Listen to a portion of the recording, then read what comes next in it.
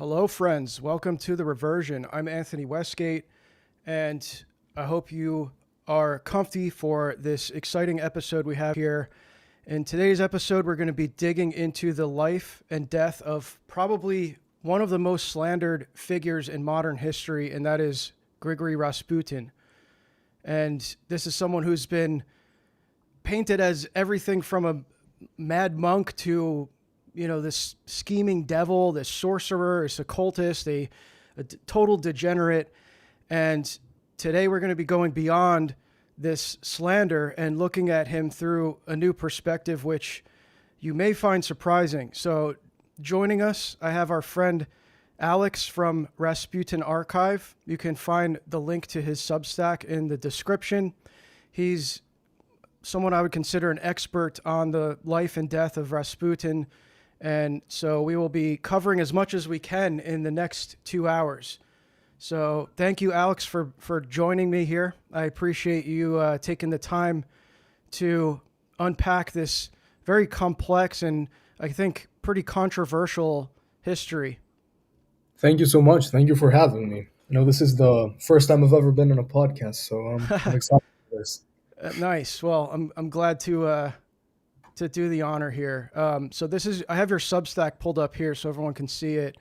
And I think you just started in late September, it looks like, but you kind of came out hot with 90 likes on your first post is very good. That's like you couldn't ask for a better kind of introductory post. And I think that just is a testament to how hungry people are for this true history of Rasputin. I myself have been asked many times about Rasputin, and I just didn't really have the knowledge to really do anything about it. I don't know what to tell people. I haven't read much about him.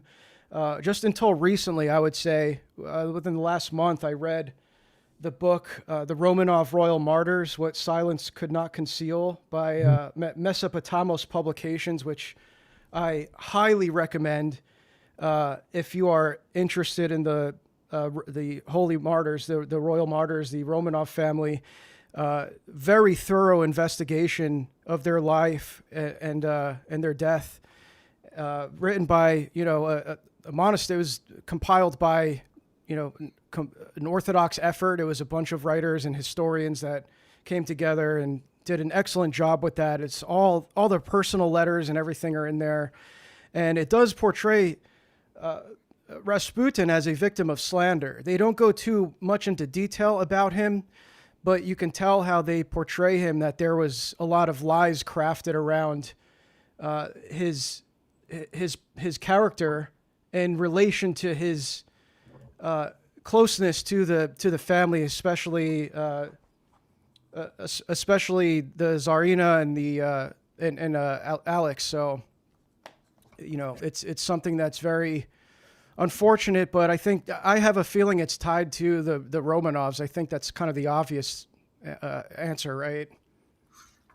Yeah, essentially the slander was to get to the Romanovs. I always think about it like that famous Donald Trump quote: They don't want to get me. They want to get you, but I'm just in the way. And it's something Yeah. like that. So, yeah. Yeah. So, and another thing, I think this came up pretty recently. There was a lot of discussion. I think it was on a viral post.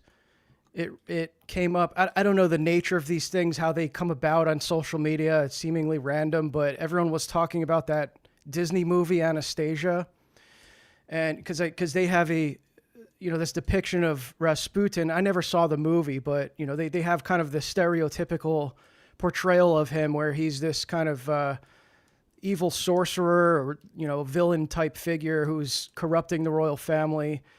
And I don't know any instances in particular on how they certain events that they portray him as, but I would imagine it's kind of just playing into that theme of him being this kind of evil wizard type figure. But I don't know if you want to start there with dispelling the whole persona that he's this kind of he was this degenerate kind of mystic person. Sure, yeah. So on the maybe we could start on the on the Anastasia thing. Actually, I realized that for many people this was like their first introduction to the whole history of the Romanovs in the West, at least. And in this sense, one might be surprised to see Rasputin as this like bat having monster who magically manipulates everyone or whatever. Now, obviously, this story was a it's not a historical film. It was produced by Bluth and Goldman, and Goldman, I think, either wrote the script or influenced the writing of the script, and he basically said that he made the whole thing up, that he created the pseudo history out of nowhere because he felt Rasputin was an evil guy, so he wanted to show the people how evil he was. Because originally the enemies, the villains in the movie were the Bolsheviks, but Goldman thought that it would be way more interesting to show this evil Rasputin guy as as the villain. So yeah, it's not really historical at all. Rasputin didn't have a bat or magic powers, at least not in the demonic sense. But yeah, I think that's it for the movie aspect of it. Would you like me Yeah. to maybe go ahead and talk a bit about the life and I don't even know where to start with the movie because I haven't seen it, but that was just something that I see come up often. I think that's a really normie kind of criticism or like understanding of him. If you only know about Rasputin from a Disney movie, and someone in the chat actually mentioned the Boney M song. Who was yeah, it? I saw this up here. Who said that? Christie? Yeah, yeah. I can't find the comment, but I saw someone mentioned the Boney M song, which is it's. I think it's very blasphemous. Actually, it's very disrespectful to the Tsarina because it's about one of the lyrics I think in the chorus is about Rasputin having a love affair No. with Alexander with Empress Alexandra, which is Yes. like she's a saint, she's a martyr and a saint, and it's like you're singing this song about her having an affair with this character. So I think it's just very blasphemous, but that's kind of the usual depiction of him.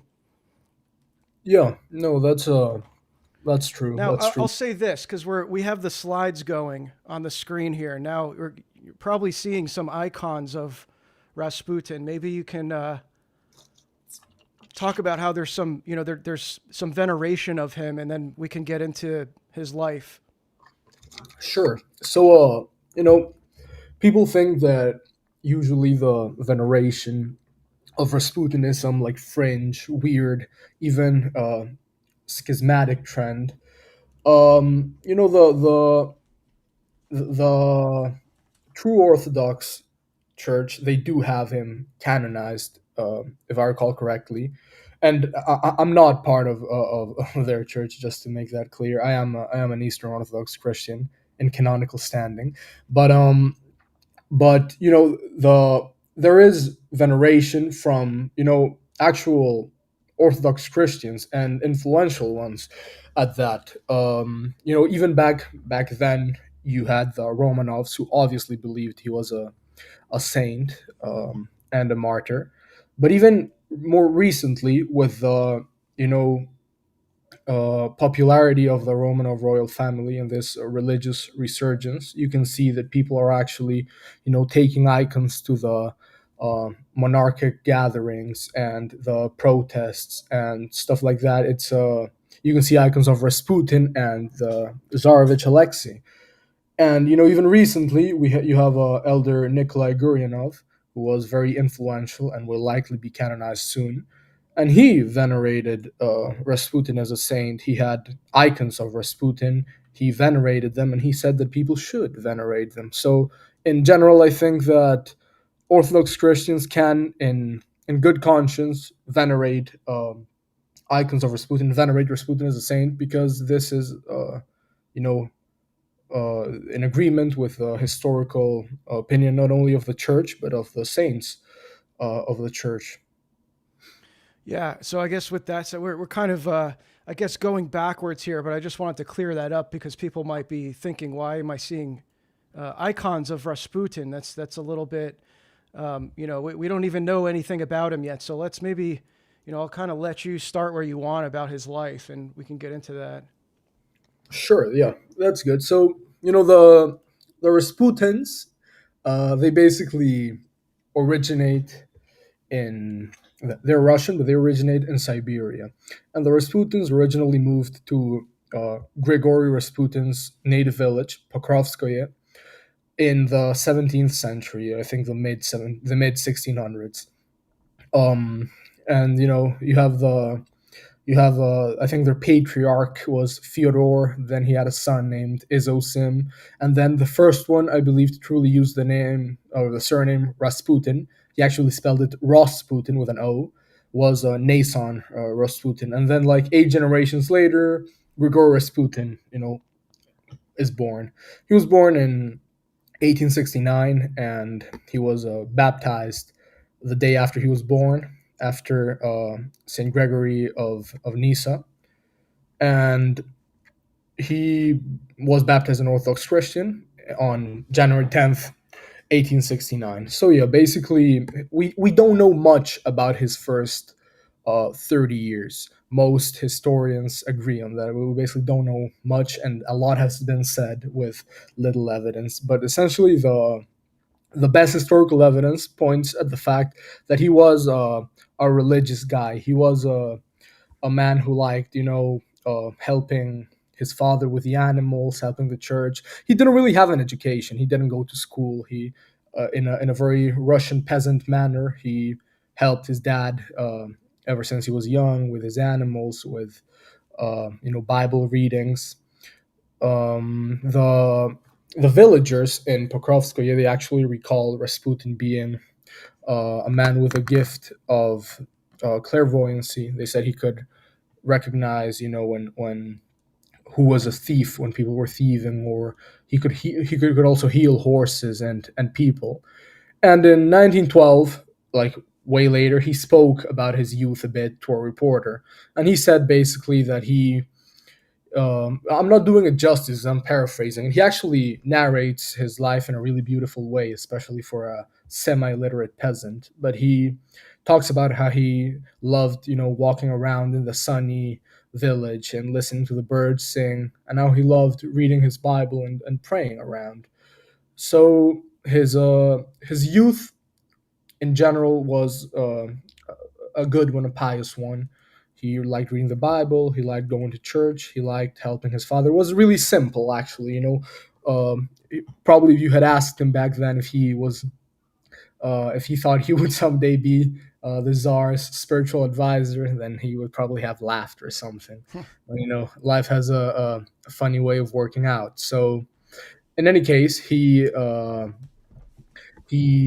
lived an interesting life, and then years later he was accused of crazy stuff. I'm sure some people might have heard about him stealing horses as a young kid, or being drunk. And these things don't really have any historical evidence behind them. And even Rasputin himself was accused of being a horse thief back then. And he, in 1915, I remember reading that in 1915 he wrote to a journalist that was spreading these rumors, and he said, "Well, show the proof that I've stolen horses." And historians have been, and they've read the archives, and there's no evidence of this, but it's just one of the many rumors created about him. So So yeah. with a lot of these like accusations, I mean, are they in particular? Like, how do you think they started to spread? I mean, is it just that someone made it up, or it's like close to the truth? Like, is there anything even like closely resembling that he might have done something like that? It's just like so random to make up something like he stole horses. Like, where does that even come from, and how did it spread? Do you think? Yeah. Well, the Matriona Rasputin, his daughter, showed about how the village had a reputation for horse stealing, Hmm. because as I mentioned, Rasputin once pointed out a thief between all the peasants who had actually stolen horses, and in this manner, basically people, connected his village to him and saw that the village had, a reputation or perhaps a previous event that had happened, and they said, "Oh well, if this guy's from here, then we might as well accuse him." You'll realize that with the accusations against Rasputin, it wasn't that much about how truthful they were than how scandalous they could Yeah. make them appear, or how or what reaction they could bring out. Yeah, it's like the more like specific and scandalous it is, the more true it becomes because it's, it gets Mhm. embedded in people's memories, and especially such a kind of mysterious figure where the public probably didn't know anything about him other than what they're hearing from headlines and stuff. So it was probably pretty easy to just create a persona around him publicly. Of course, and so And then well, you have the pictures, like everyone's seen the photos of him, like with all these women surrounding yeah, him, and so they say, oh, that's evidence that he was having all these orgies and stuff. yeah, and you'll find there are many fake pictures actually along the real ones, which Photoshop of some kind actually existed back then. But anyway, he basically gets he then on one of his pilgrimages he meets Paraskevia Fyodorovna, and another peasant girl from a nearby village. He marries her, and they had several children. Some of them died either in their youth or during their birth. And they were Maria or Matriana, Varvara, and Dmitri. And of them, only Maria truly, escaped Russia and made let's say, a name for herself. She's the one that wrote the memoirs about my father Rasputin, and it's a whole story with her. But the other two, they weren't that fortunate. They died in poverty and exile, and they were really mistreated by the Bolshevik government as well as the provisional government. But anyway, they had the children, and then in 1892, this is usually the date that historians said, he had a vision from the Virgin Mary in when he was in the field. And this vision, the Virgin Mary told him to become a strannik, or a pilgrim, a wanderer. And these religious wanderers, they weren't ordained within the church. So there goes the idea that Rasputin was a monk or a priest. Um, but they were religious, experts of some sort or advisors. So they did have some spiritual authority, although not ordained within the church. They were considered wise teachers. So, in every conversation, for example, Tsar Nicholas II, he described Rasputin as a Stranik. So during this time in the 1890s, Rasputin visited many monasteries, the Saint Nikolaevsky Monastery to venerate the relics of Saint Simeon Verkhovtursky, and then several other uh, monasteries in Russia, the Kiev Lavra, and then he went to Mount Athos, and he went to Jerusalem as well, and he wrote a book called "My Pilgrimage to Jerusalem," which also goes by the title "My Ideas and Thoughts." But basically, here you can read it.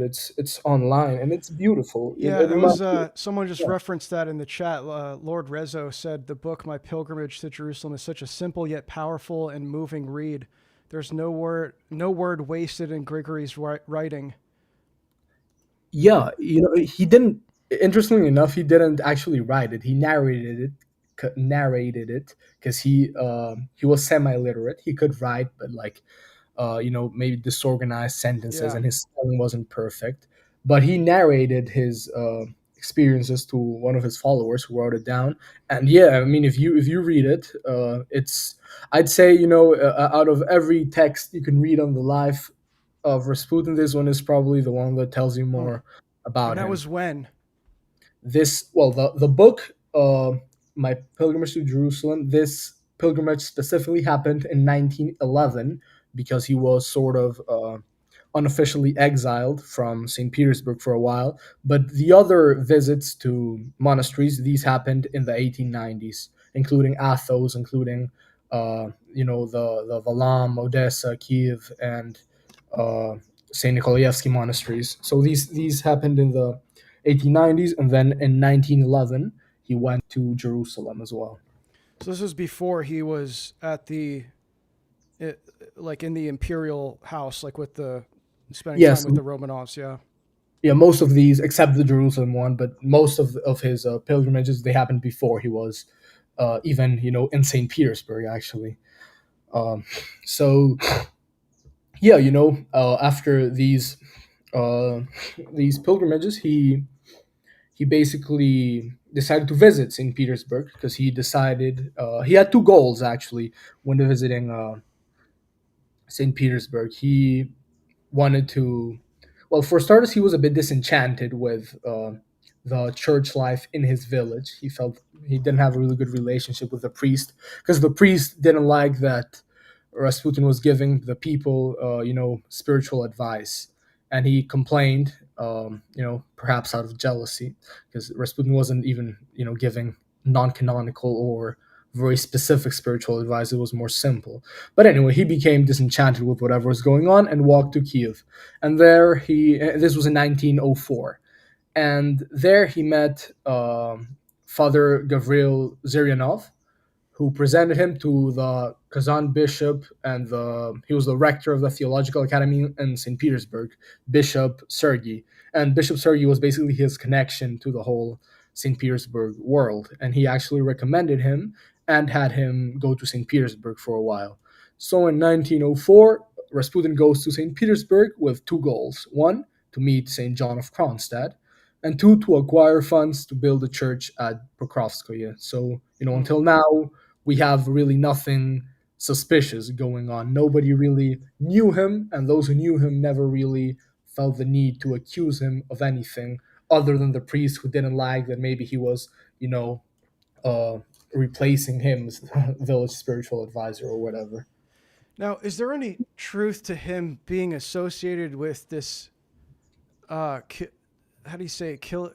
This list. Kisselist sect? They were kind of this. For those who don't know, they were this kind of wacky, like charismatic sect. They were speaking in tongues and doing all these weird rituals with like self-flagellation and whatnot. Like, Is there any? Is there any truth to that he was associated with them? Um, well, these accusations, no, there isn't any truth. I'll just go ahead and say that. But these accusations, they begin in 1907. So I'll just, run quickly through 1905 and 1906 and get to the accusations because I think that's actually a central point of it. So, anyway, in 1905, he meets Archpriest Theophan Bistrov and monk Iliador, and then he meets Saint John of Kronstadt. And Saint John of Kronstadt was a huge fan of Rasputin, and he actually asked for his blessing and said that he was the most worthy to receive the sacraments. Wow. Then through the Montenegrin sisters Stana and Militia, he became introduced to the court of the Tsar, and the Militia didn't actually want Rasputin to visit the court alone because she liked Militia of Montenegro. She liked having influence in the court as well, especially among the Tsarina. So Rasputin did actually visit the court by himself and start meeting the Tsar and the Tsarina in 1906 and 1905 actually. But in 1906 he starts visiting by itself, and this angers Militia. And this is where the Hlist accusations begin. And now I'll answer your question. So the in 1907, uh, there start to be some accusations about Rasputin belonging to this Hlist sect, and this sect basically originated in the 17th century. And there's a lot that has been written about them. Some people say they engaged in like orgies and self-flagellation, while others say they were basically how do you say it, Like devout charismatic. devout Pentecostals, Yeah. to be I don't know, to be precise about it. That's what Joseph Furman says, at least, that they were only devout Pentecostals and the fringe members practiced orgies, but they were heretics and they were considered schismatics. So, in their beliefs, gained notoriety as the Russian Church began to fight them, and Rasputin was accused of belonging to this, and this prompted an investigation in 1907, and Rasputin returned to his village, Pokrovskoye, in May 1907, and he learned that, everyone he knew had undergone questioning by church officials, and that these officials had actually raided his home and looked around all his stuff, and that all the village was under basically this investigation. Now, what started this investigation? We would later find out that the same woman who introduced Rasputin to the court of the Tsar, out of jealousy of Rasputin's alleged influence, or maybe Alexandra's preference for Rasputin over other advisors. Out of this jealousy, she accused him of being a degenerate and a Occultist, and this is why she was actually never invited back into the court. So she wanted to get back at Rasputin. But anyway, this investigation, went on, and they inspected his household. They questioned his family members and the clergy. And I've actually written a lot about this in my article, "The True Religion of Grigory Rasputin." But to summarize it, he was accused of participating in Hlist rituals, singing Hlist songs, and behaving inappropriately towards women. But then the questioning, happened, and there was no evidence at all of him being a Chlist. And this, the investigation exposed that there was actually malicious intent in the accusations, and that he was a true Christian. And the witnesses showed that as well. But this never cleared him up, because there were more investigations into this Chlist sect belonging. There were actually three more investigations. One in 1908, which was actually brought out by Alexandra, asking Theophan Bistrov to investigate, and he found nothing. And he actually said that Rasputin was a real and faithful Orthodox Christian. And then in 1912, Bishop Alexei Molchanov, he traveled to Pokrovskoye and discussed with Rasputin to make sure that he wasn't a Chlist, and he investigated, and he found out that Rasputin was, and I quote, "an Orthodox Christian with spiritual leanings who sought the truth of Christianity." And he also said that the accusations were inspired by all the enemies of the throne of the Russian Tsar and his august family. So basically, all the investigations, and there were four of them, because people would just not leave it alone. They would just not leave Rasputin alone. All of them failed to prove that he was a Chlist. They failed to prove that he was a non-Orthodox Christian. They failed to prove that he had any heretical leanings. And they actually demonstrated that in his deeds and in his faith, he was always canonical and, true in faith Orthodox Christian. So yeah, there's no truth at all to the idea that he's a Chlist. And then, this is why I wanted to do this live, but because we have another comment here. This guy's saying Rasputin was a Sabbatean. So I think this is probably referencing, I've heard this before, that he was like practicing antinomianism, which is a Kabbalistic practice of redemption through sin. So, this is what the Sabbateans and later the Frankists were doing, was like this purposely being particularly sexually degenerate to kind of hasten their own redemption. And so people say that this was the kind of the spiritual justification for Rasputin's degenerate behavior. Yeah, these were the accusations. This was what was basically what people basically believed the Chlists believed. So the idea is that the Chlists, they sinned in order to get close to God, and that they participated in these degenerate orgies and self-flagellation in order to sin and then be freed of the sin. So yeah, this is basically what the accusations So it kind of were. comes from the same accusation, like It is yeah, exactly. it's the Chlists were antinomians, and so Exactly. therefore he was doing that practice. Yeah. That's the That's the idea. I'm no Occultist, and I'm no defender of the Occultists. I'm a defender of the historical truth. And the historical truth might be that they weren't actually uh, degenerates in this sense of the word. They were just Pentecostals, or maybe they were degenerates. I've seen opinions go both ways, but the consensus seems to be that they were only heretics, but not these degenerate orgiastic heretics. But yeah, the accusation that he was a Shabbatian, those are it's the same accusation. So yeah. Yeah, and then there's I don't even know where to start with the stuff that's in the one book that I did read was like I said earlier, the Romanov Royal Martyrs, because there's kind of few references scattered throughout. It's particularly in reference to Rasputin's healing of the Tsarevich, Alexis, and so there was one story about how he prophesied that the Tsarevich would be healed. This was during a time where he was like on the verge of death, and they all thought he was going to die. For those who don't know, the Tsarevich he was a hemophiliac, so he dealt with his whole life just immense pain from this, I guess, a blood disease that just crippled him.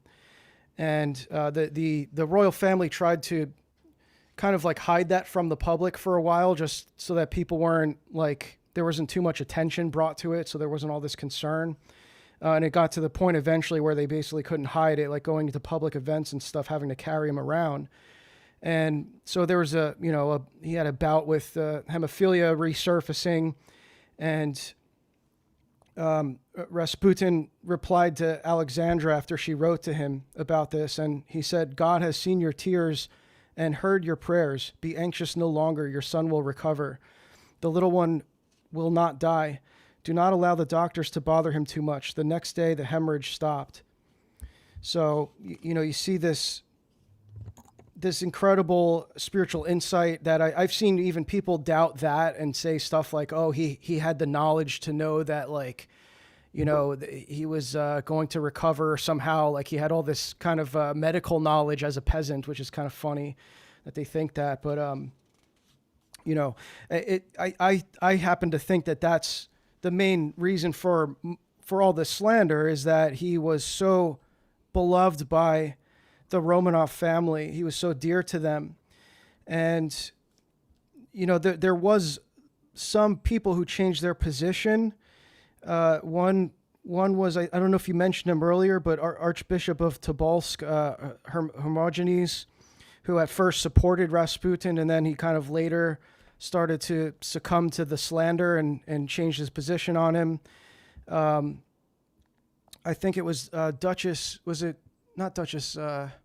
Grand Duchess. Grand Duchess Elizabeth, who in her letters, her correspondences between Tsar St. Nicholas and the Tsarina Alexandra, she expressed that she was very concerned with their ties to Rasputin, because she, believed the kind of the degenerate narrative. So even some of our, or at least one of our saints, held to that view. I believe till she died, which was, I think, a couple days before the martyrdom of the royal family. So yeah. Well, with that's like 3 points, I think. So yeah, I'll go. I know I'm skipping ahead a bit here, but I'm just kind of going over some of the stuff I have on him. You're totally good, because they're actually related. So for the first part, I'd like to quickly mention, because I see someone I think crashing out in the chat about him being a Kabbalist or something. So I just say, read the investigations yourself, read the acts, read the documents themselves. They're mostly translated by Margarita Nelipa into Killing Rasputin. And she translated them from Russian, and you can read them yourself, and you can draw your own conclusions. But I think my conclusions and the author's conclusions are clear with regards to the investigations. Anyway, with regards to the healing, in 1907 is actually the first instance of Rasputin helping Alexei. Alexei had an accident, and you had Dr. Saint Eugene Botkin, who was martyred together with Romanovs 11 years after this event in 1918. And in 1907, Dr. Botkin couldn't actually help Alexei, and Rasputin actually arrived very late at night, and he prayed. And by the morning, Alexei's temperature had decreased, and the swelling in his leg had been reduced. So this was the first instance of him healing. Then, reading Rasputin, Neither Devil Nor Saint by Dr. Elizabeth Judas. You can see other instances of this. For example, there was a conspiracy where people within the palace were actually poisoning Tsarevich Alexei, and Rasputin actually, realized this, maybe out of a clairvoyant gift of clairvoyance or something. Maybe he was simply very smart, but he realized some people were poisoning him, and he stopped this and actually saved the Tsarevich's life. And then the episode you mentioned, this happened in 1912 or 1913, I think 1912, where exactly what you said. The God has seen your tears and heard your prayers. Grieve no more. Your son will live. And this was actually the closest Alexei came to death with his hemophiliac condition, because people were actually sure he was going to die. His temperature was increasing. You know his condition was deteriorating, and doctors had no idea what to do. And Rasputin actually wasn't even there. He sent a telegram from Siberia, I believe, and he said, God has seen your tears, heard your prayers, grieve no more, your son will live. And the next day, the temperature fell and his condition continued improving. And this was a really grim episode, because Tsarevich Alexei himself was sure that he would die, and he said, when I die, it won't hurt so much, will it? And he asked the Tsarina to build a stone monument in the garden in remembrance of him. So, everyone was sure that people don't understand. Everyone was sure that Alexei was going to die in this episode, and Rasputin saved him, essentially. And I think that's undeniable. So, he did, in my opinion, have a gift of healing. And all these, miracles and gifts and stuff have been compiled by historians. There's a book by historian Igor Yevsin called Grigory Rasputin: Insights, Prophecies, and Miracles. Highly recommended. It's in Russian. You can translate it with ChatGPT or Google or whatever, and it's a really good book. So it's highly recommended. And then your final question, what was it about? Hermogenes or? Well, it wasn't really a question. It was just, kind of an observance that there were some figures in the church, and particularly Grand Duchess Elizabeth, who was martyred. She, was, I think, just hearing the rumors. Like, she was living in a monastery, and so I think she was hearing a lot of the stuff from the propagators of these of this slander, and so it's not like she was lying. She was going with what she had, I guess. I mean, I'm trying to. When I read that, I was trying to be charitable about it, because obviously she's a very beloved martyr. Her story is incredible if you haven't read it before. But yeah, so it's like she was just out of love looking out, and I did think the way that she expressed her concern was very loving. Like, it wasn't. She was just saying kind of what she had heard, and not even getting into great detail, but she was obviously very concerned. So I don't think there's a question there. That's just something I read in the text. But yeah, and that, I see that there's still some crashing out in the chat, which I figured. But I would say to who is this, M Driver? The whole point of that we're doing this is to dispel this narrative that whatever you think about Rasputin, look into these sources. We have a big list of books that Alex has shared that I'll get into at the end. But the point is, like, this is why we're doing this. So, because people just say things about Rasputin and they don't realize they're just perpetuating the same slander that has been there throughout history for the past 100 years. So, like, that's why we're doing this. But so, just keep an open mind and examine this for yourself against the other claims That's what's important. But you know, I'm going to pull up your article here too, so we can see. Yeah. I'll just say, like, just to kind of pause for a sec and say, if you do have questions, we're going to try to answer. There's some questions that have been submitted on Substack by paid subscribers that we'll get to. So if you do have questions, the best way to have them answered is through a donation, and that way I'll definitely see them and they'll get addressed. So if you just post them in the chat, I may or may not be able to get to them. Yeah. Yeah, that's all I ask as well. You can see it in my articles and in my responses to several comments.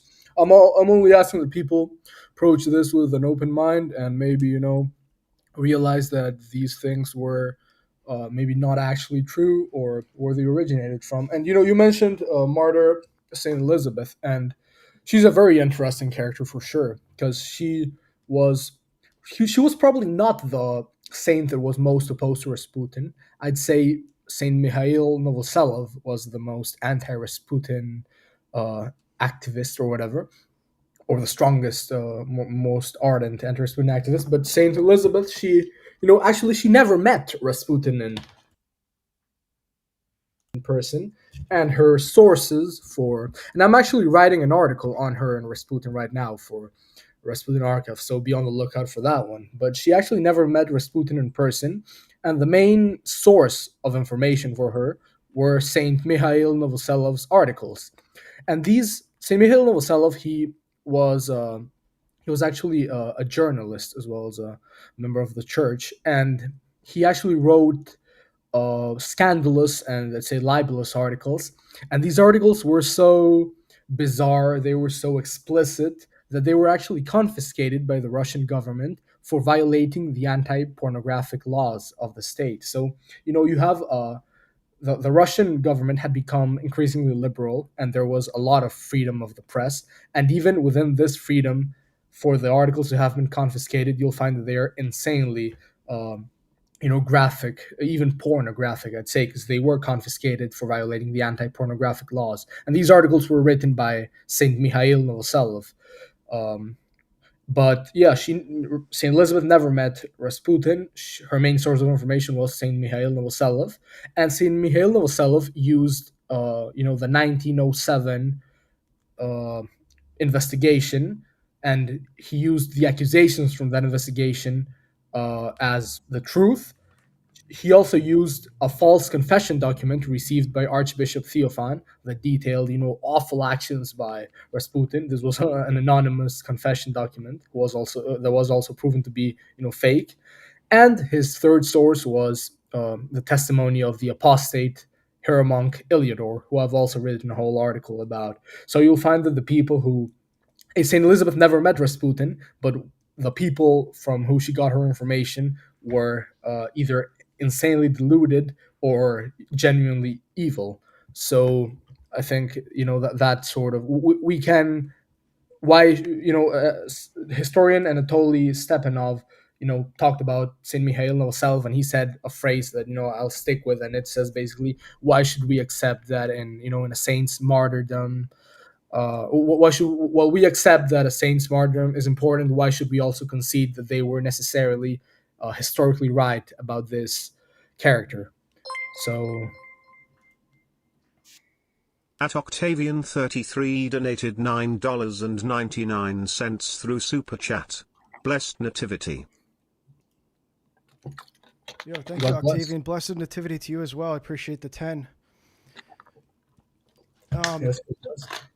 Yeah, so I think that's that's good to keep in mind, like that we should be open-minded about this stuff. I mean, people just say things and they say them as if they're fact, and it's like, look, if you're going to perpetuate depending on what it is, if you're going to say all this stuff about Rasputin being this antinomian degenerate, what does that say about the about the royal family? What does that say about the Romanovs, the Royal Martyrs, in their judgment, that they allowed this total degenerate, orgiastic kind of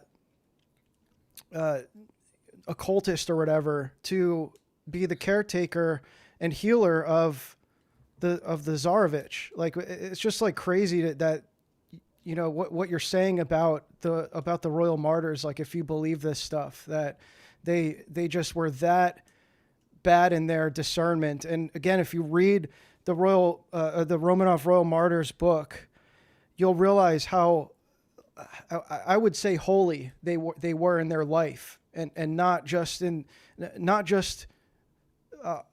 kind of called holy after the fact that they were martyred, but they actually lived a very pious life. And you could tell that in their correspondences, in their letters. Some of them are just so beautifully written and so pious. And so just to say that they were at that level of piety and also were not able to discern that they had an obvious, like, blatant antinomian, associated with their legacy is just makes no sense. I just don't understand that. So I don't know how Orthodox people think that.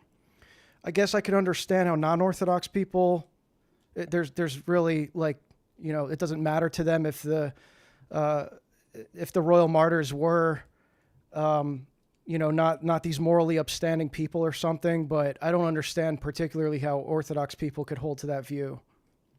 Yeah, I'll tell you what it actually says about the Romanovs. It basically says, to believe these things about Rasputin, you have to basically believe that the Romanovs were less discerning, to put it mildly, by the way, than modern gossip writers. And saying they were less discerning is a mild way of saying they were incredibly deluded or stupid in letting a degenerate monster into their house and receiving spiritual advice from him. So the And that's the implication, again, that's the exact reason why the slander was there in the first place. It was to disparage the Romanovs. exactly, and that was the common theme back then. Anything to do with you have this quote by who wrote it? He wrote let me see if I can find it.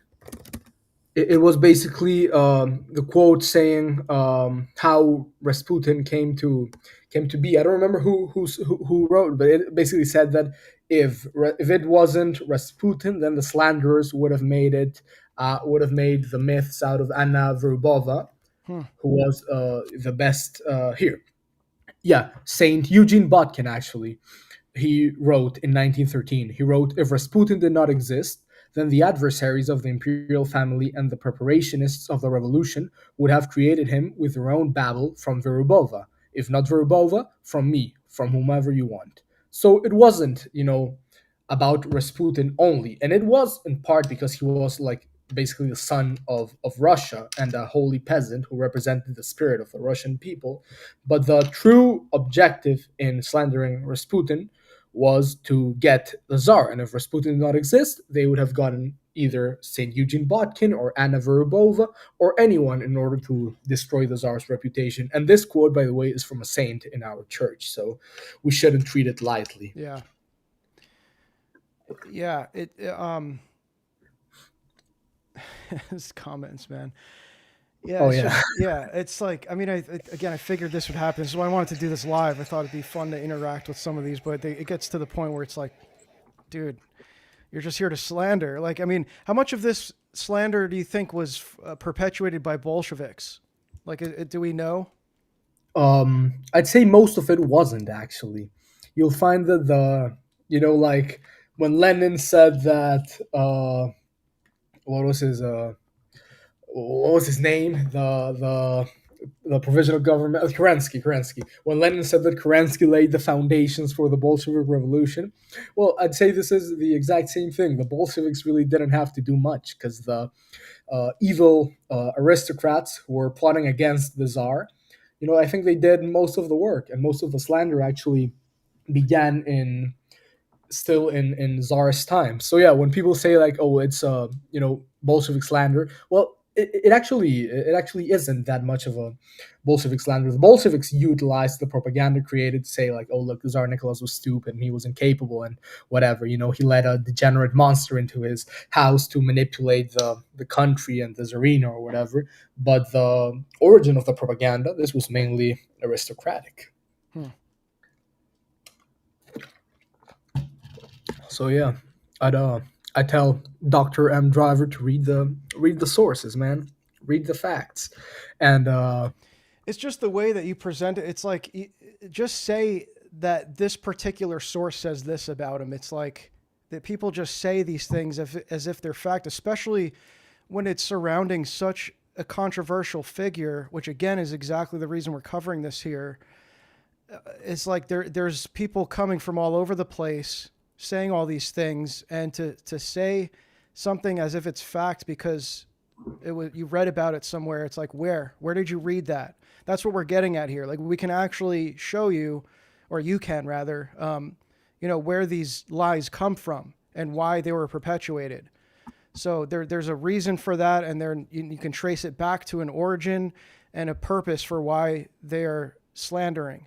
And so, to just say them as if a matter of fact, that's exactly how his legacy was tarnished so much. But I don't know if you want to get into his death at all. Like, is there anything in the life of Rasputin that you wanted to cover more before we get to that?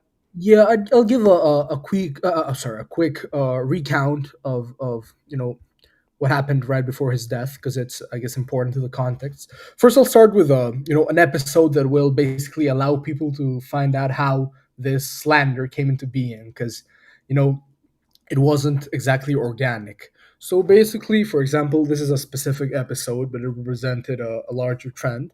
In 1910, Saint Mikhail Novoselov, when he was still a Rasputin slanderer before his martyrdom, he wrote an article defaming Rasputin, and he sent his articles to the Duma president, the third Duma president, Alexander Guchkov.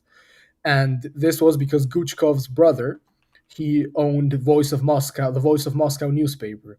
So Guchkov began to attack Rasputin in the Duma, while his brother published articles about Rasputin being this evil degenerate.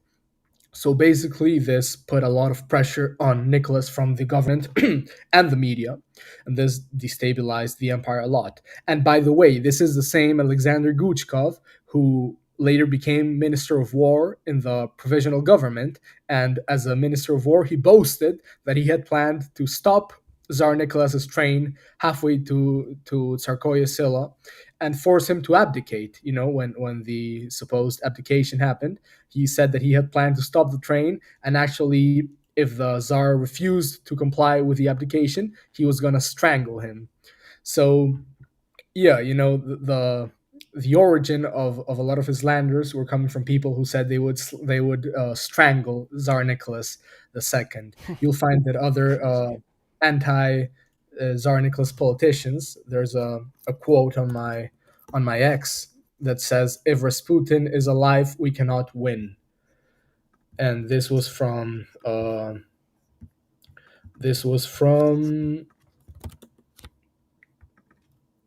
what was I don't remember. Yeah, I can find it here, That's but okay. yeah, it said if Rasputin was alive, we cannot win, and it was either Rodzianko or Purishkevich. I don't remember exactly who wrote it. Probably Purishkevich, because he was there during the murder. But anyway, yeah, So there was like, do you yeah, think go that ahead. that the lies and slander that intensified post Rasputin's death, did it justify the revolution further? Excuse me, sorry, I Yeah. didn't. So like what you're saying, like did any particular lies help to justify the revolution? Well, yeah, the idea then after the well, in 1911, basically Rasputin fought with Ilyador, and then um, Ilyador began to spread propaganda about him, and one among these many pieces of propaganda was that Rasputin was a German agent, a secret German spy. And In 1914, right before the war began, Rasputin was stabbed by a woman named Hyonia Gusieva. And this woman was put up to the job by none other than her monk Iliador, who was now an apostate, who renounced the church and renounced God, in his own words, and in his own blood, by the way, he signed it. And this man put the Hyonia Gusieva to up to murder Rasputin, and she stabbed him multiple times, and then she was stopped. But Rasputin was in a critical condition. He eventually, recovered, but it was too late as Nicholas had already declared war on Germany and then later on Austria-Hungary. And while he was recovering, Rasputin even sent a letter to Nicholas saying, don't declare war. This will destroy Russia. But it was too late. He didn't have much political influence anyway, and even as he was really recovering and he wasn't even there, Tsar Nicholas paid no attention to Rasputin's advice. So yeah, this then the war started, of course, and Rasputin was shown to be or attacked as being a German spy, and this is a piece of propaganda that the Bolsheviks actually did use to uh, you know carry out the revolution. So there you go. Yeah, it kind of all ties back to that. It does, yeah. Yeah, thanks, mods. Yeah, that's why we gave Crispy the hammer there. He's a mod on every. Yeah, he's the resident Orthosphere mod. I just auto modded him because I see him in all the chats. But yeah, thanks for that, man. Cool. So do you want to get into his death a little bit? Because there's some interesting stuff about that as well. That I think they even touched on that in the Romanov Royal Martyrs book. They mentioned his Rasputin's daughter's was it her letters or book or something that she read about his life, or that she wrote about his life, about the poisoning in particular. It said that it would have made no sense that he ate the was it a biscuit or something that they poisoned with arsenic, because he was like really particular in what he ate, and he didn't really eat Yes. bread or anything like that. Or it was I'm sorry, it was a sweet. That's right. It was some kind of dessert, like a cake or something like that. So she said that he didn't eat sweets, so it wouldn't have made any sense that he would have just randomly eaten a sweet with poison in it.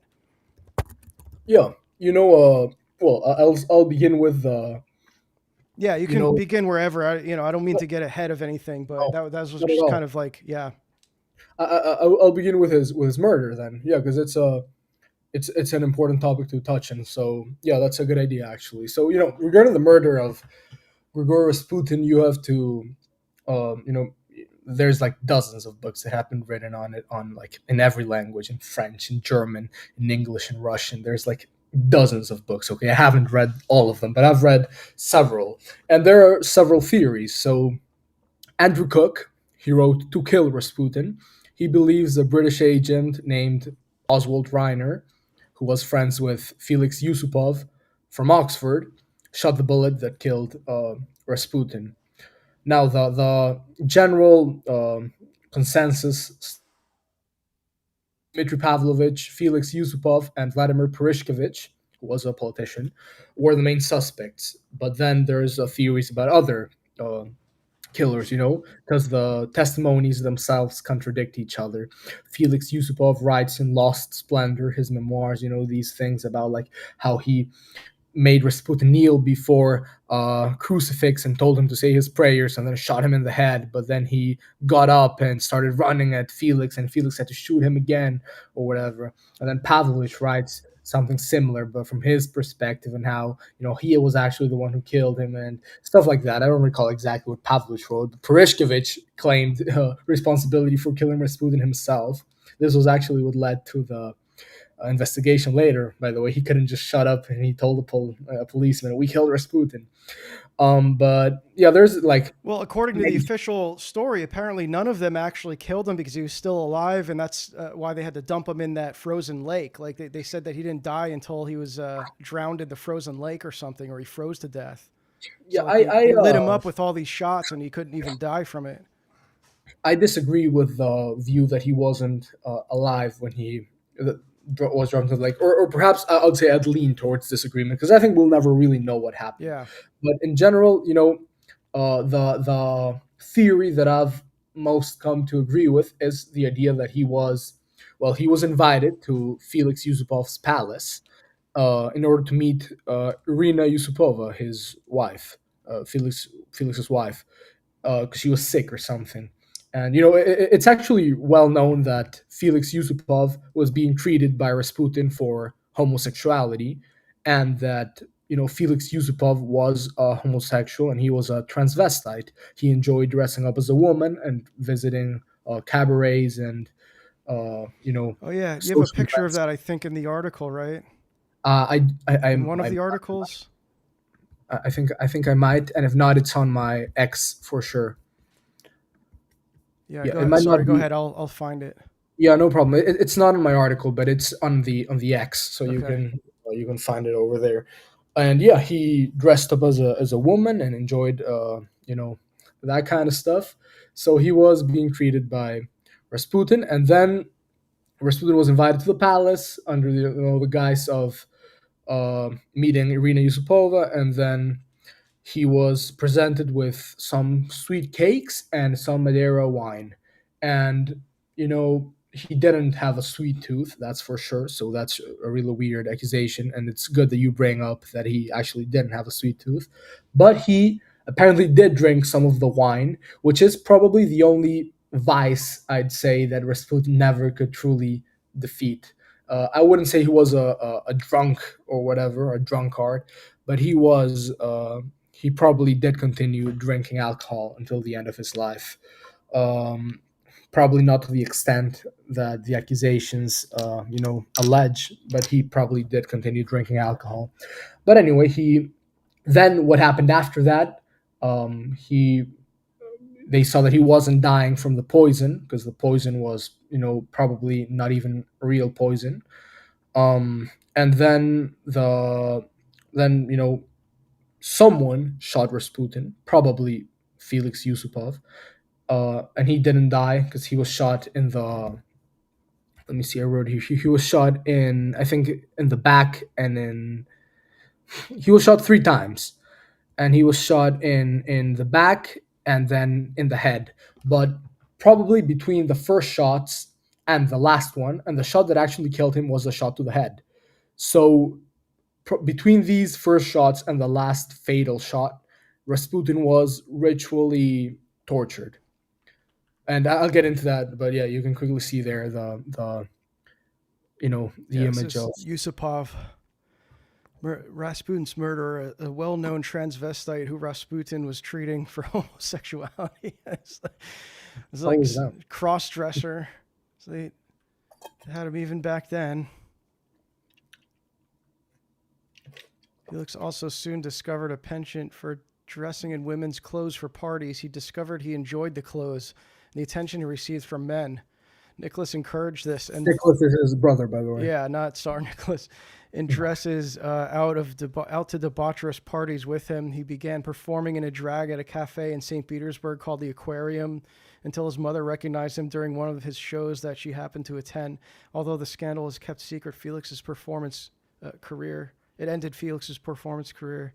He continued to dress in drag for parties, however, until his father learned of these pranks and furiously threatened to send him to a Siberian convict settlement. Send 2 3 years Dagestan and forget. Yeah. So Yeah, there's his killer right there. that's the guy. Says everything you need to know. Now, he wasn't a Bolshevik, right? No, not at all.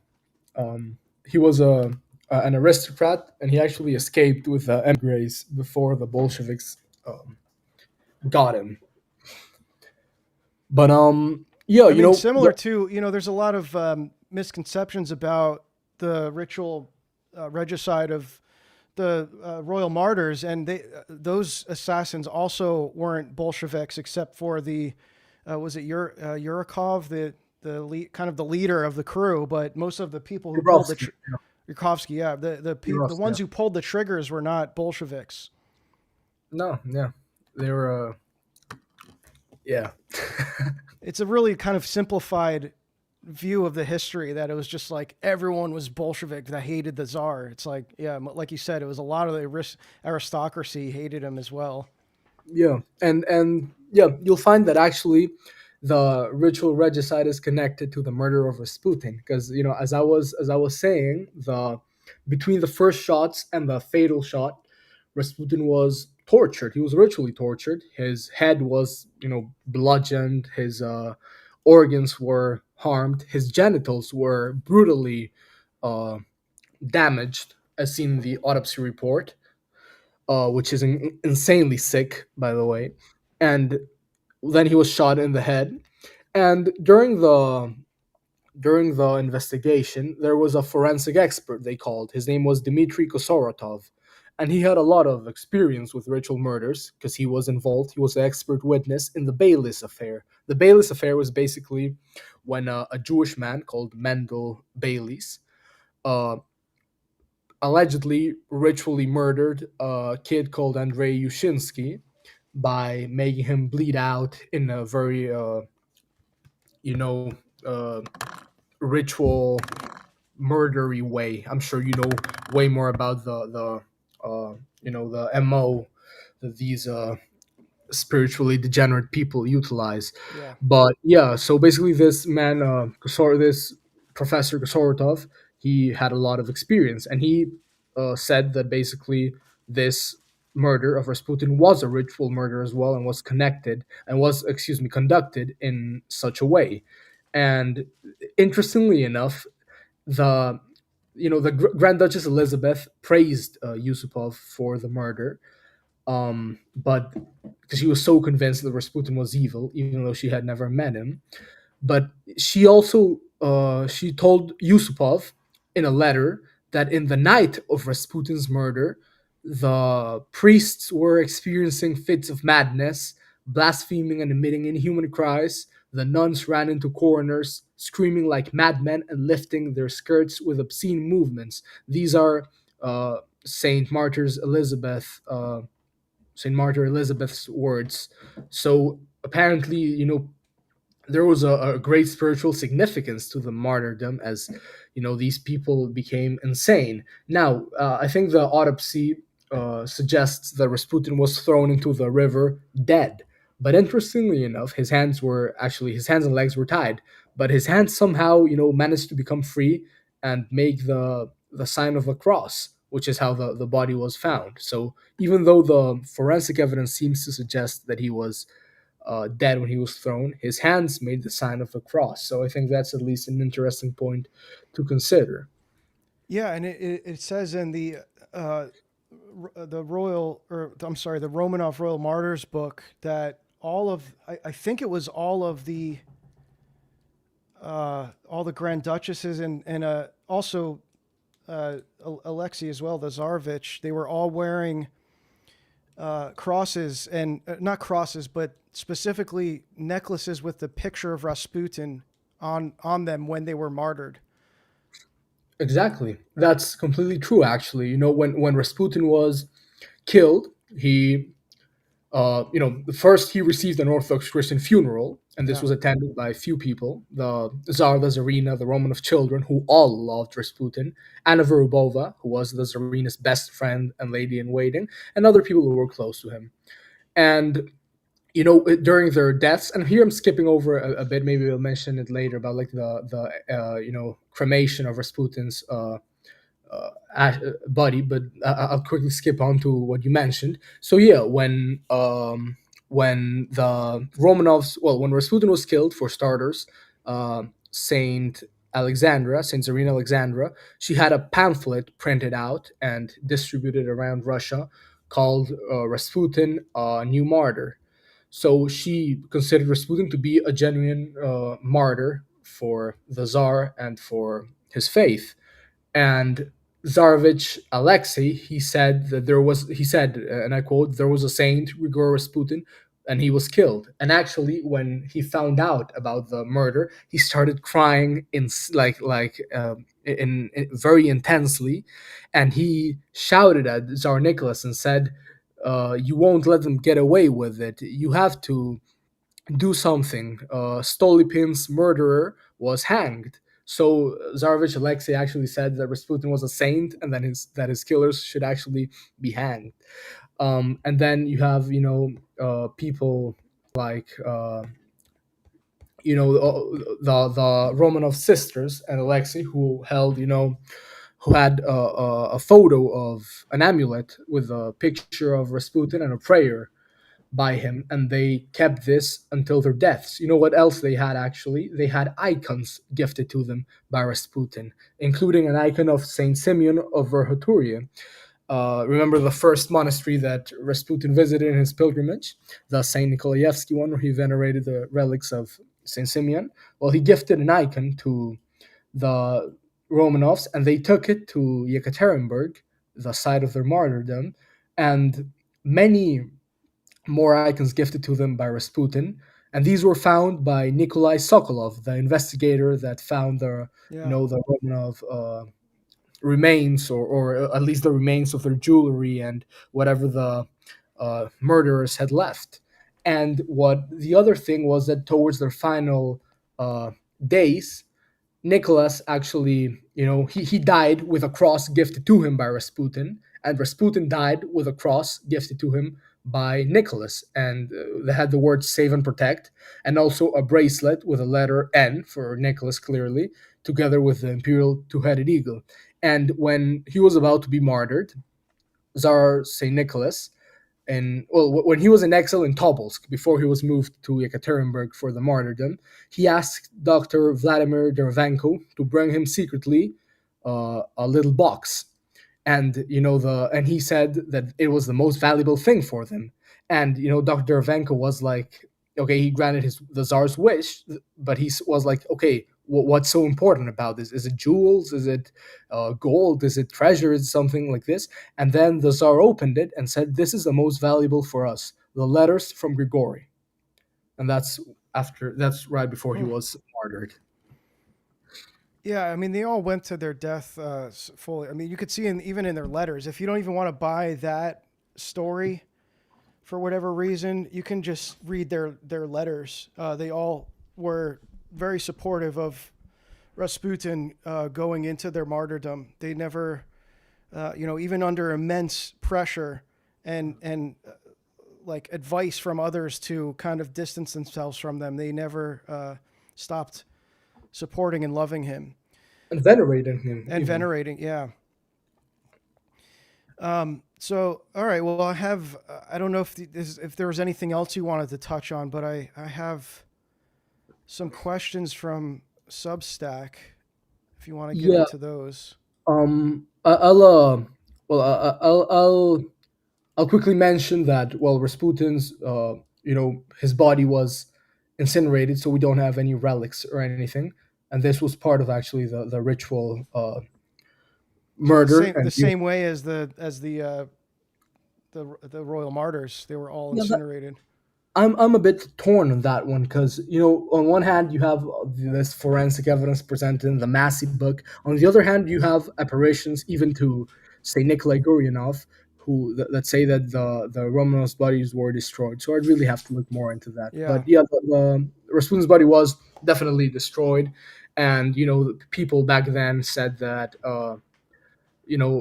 those who wrote the sinister epilogue, because they wrote here the dog's buried here, and basically this is who is behind all of it. And this was written in German. Similarly, the Balthazar on the same night killed by his slaves poem in the Ipatiev house. This and these things were considered by the people back then indicators of a ritual murder. And historian Sergei Fomin would remark that the people who committed this act had successors in Yekaterinburg, so basically connecting the ritual murder. So yeah, before we jump into questions, maybe would you mind if I go ahead. quickly give? Well, there were two things that I wanted to do. I want to hear more on that.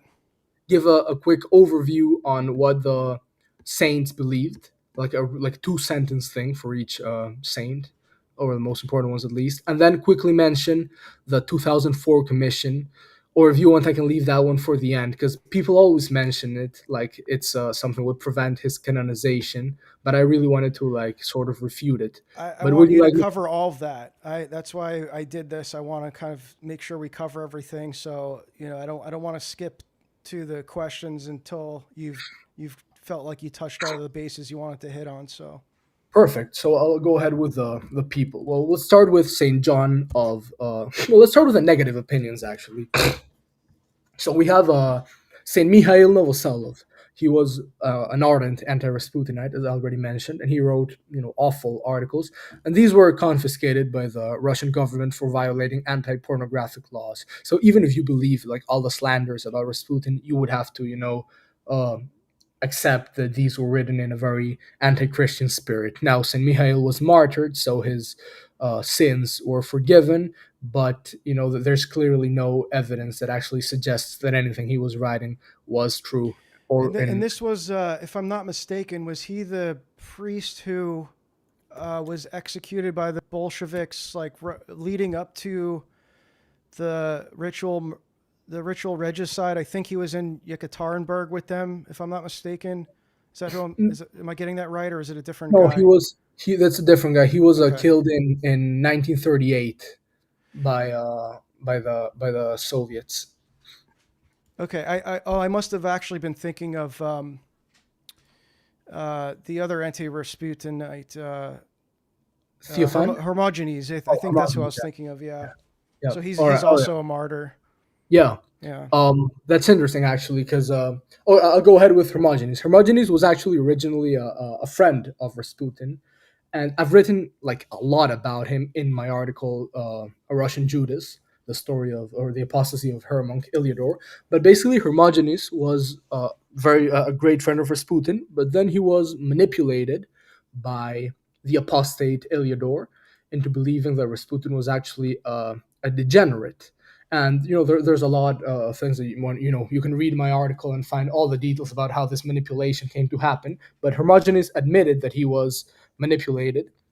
That's Hermogenes in the middle right there.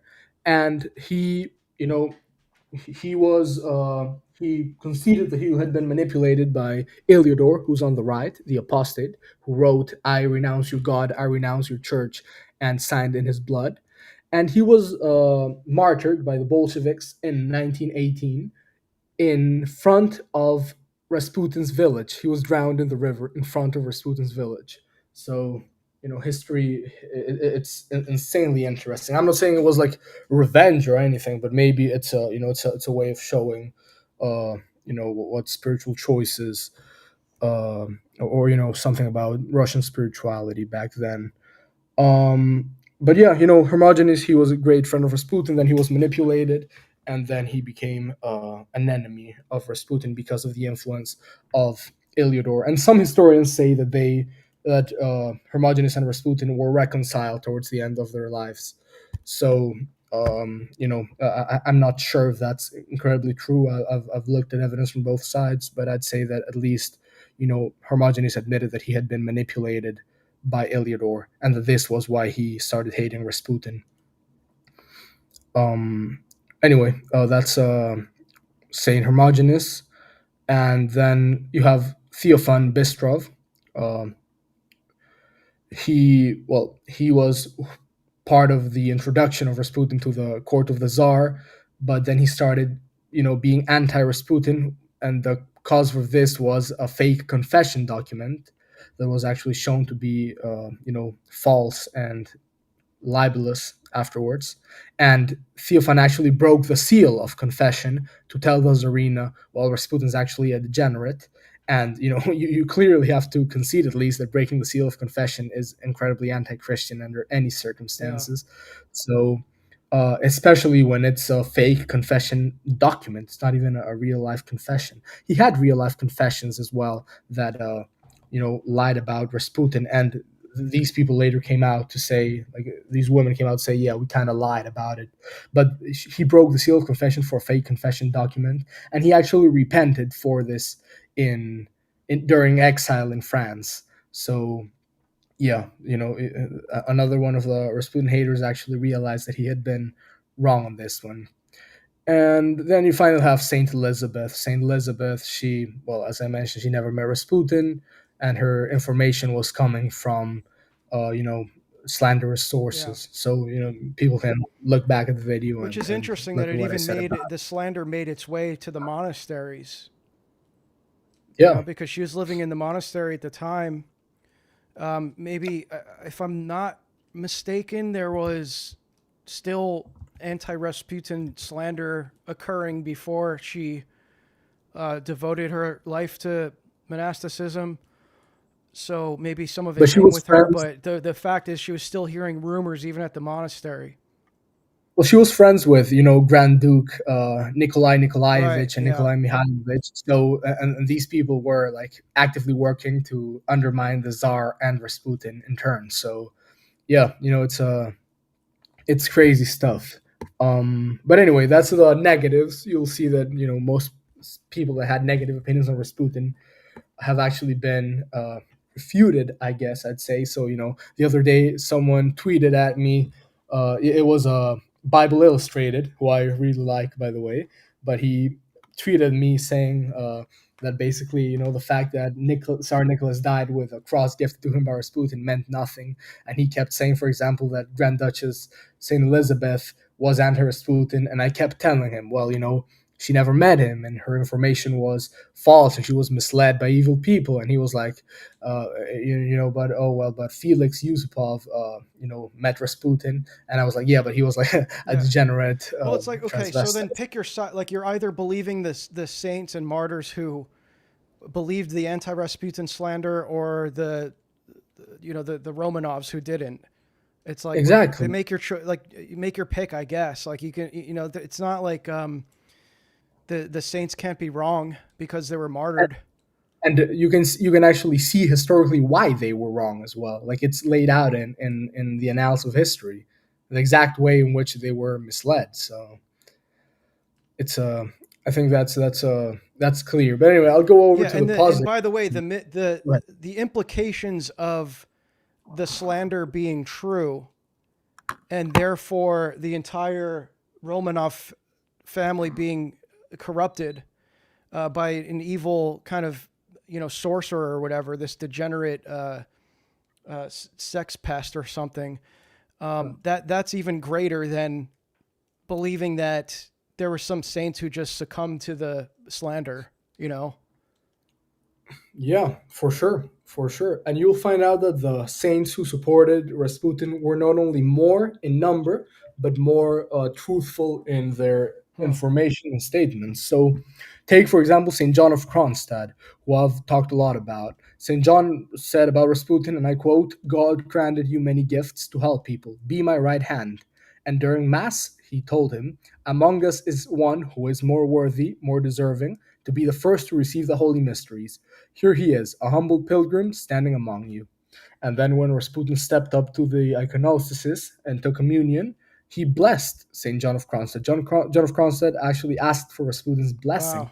and then described Rasputin as an elect of God.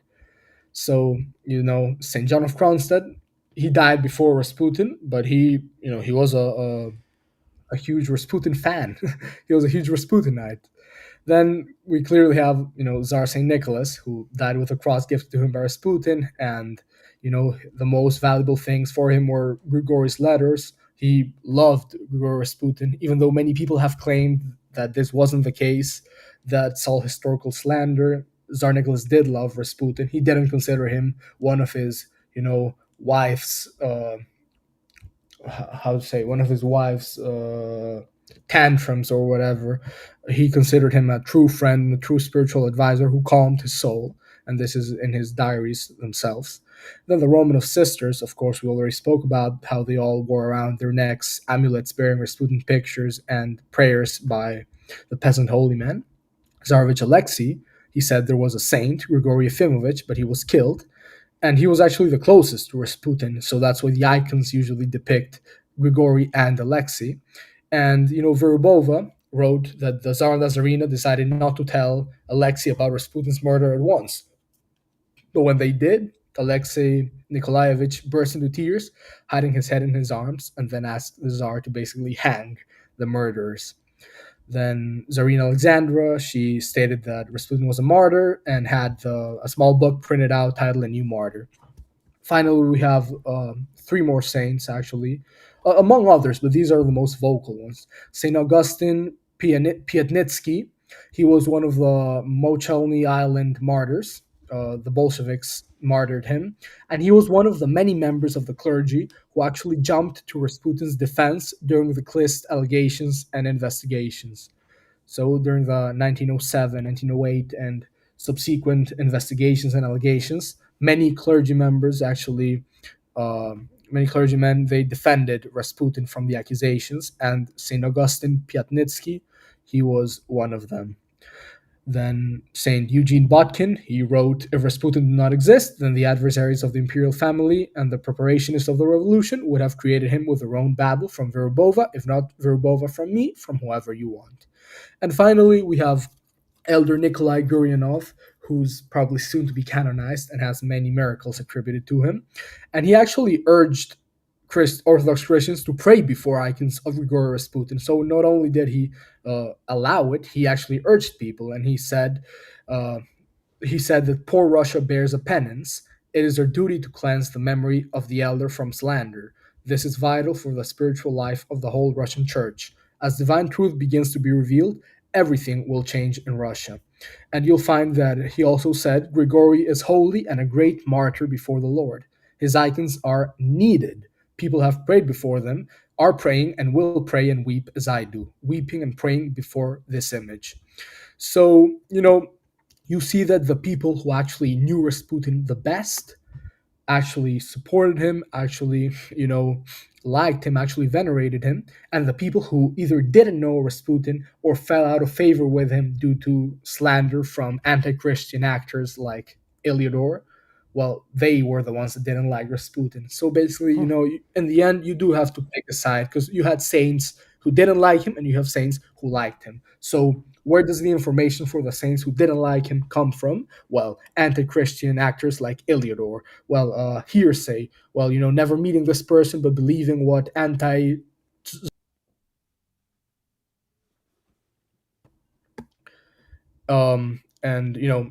kind of stuff. And on the other hand, you have the saints that liked Rasputin. Well, where did they get information? Well, they met Rasputin, they knew him, they spoke to him, they saw how he lived, and that's where they got their information from. And me personally, if it's not clear, I side with the ones that positively viewed him, because I think that's where history sides as well.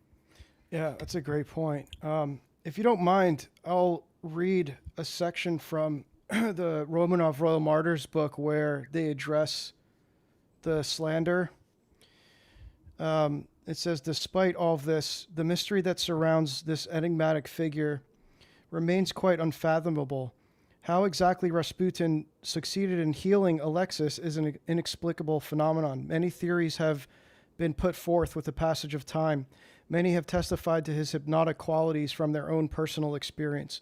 Others have attributed the event to pure coincidence, asserting that when Rasputin would appear at the palace to pray for Alexis, the young Tsarevich was already on the road to recovery for the current episode of his injury. Yeah, I covered that earlier. Many spoke of a positive psychological impact on the boy that contributed to his recovery, and others supported the idea that Rasputin's insistence in not allowing the doctors to experiment with the boy's health helped in shortening the recovery time for an injury. For Alexandra, however, only one thing was important. Rasputin's intervention always brought the much desired result. Thus, there was nothing in the world that would have been able to change her mind about Rasputin, that he was a living vessel of divine grace. Soon after his arrival at St. Petersburg, however, rumors and reports started to circulate, starting that Rasputin began to lead an unprecedented prodigal life before the eyes of society. The report spoke of drink and women, as well as various other obscene incidents. Nevertheless, when he was called to the palace, he was always behaved in a most respectful manner, showing no signs of such an immoral side of his character. Alexandra paid no heed to reports that were sent to the palace on the scandalous behavior of Rasputin. On the contrary, she considered that just as with every great saint, so also Rasputin had fallen victim to slander, keeping against Rasputin to be motivated by an intent to hurt her, which did indeed correspond with reality to a great degree. For his part, Nicholas was somewhat skeptical of the holiness of Rasputin. Following the recommendations of his ministers, he gave instructions to the secret police, the Okhrana, to conduct investigations of his conduct outside the city. Studying the reports that appeared from the police, Nicholas was convinced that at least one of the circumstances was reported of Rasputin's debauchery with women could not be but false.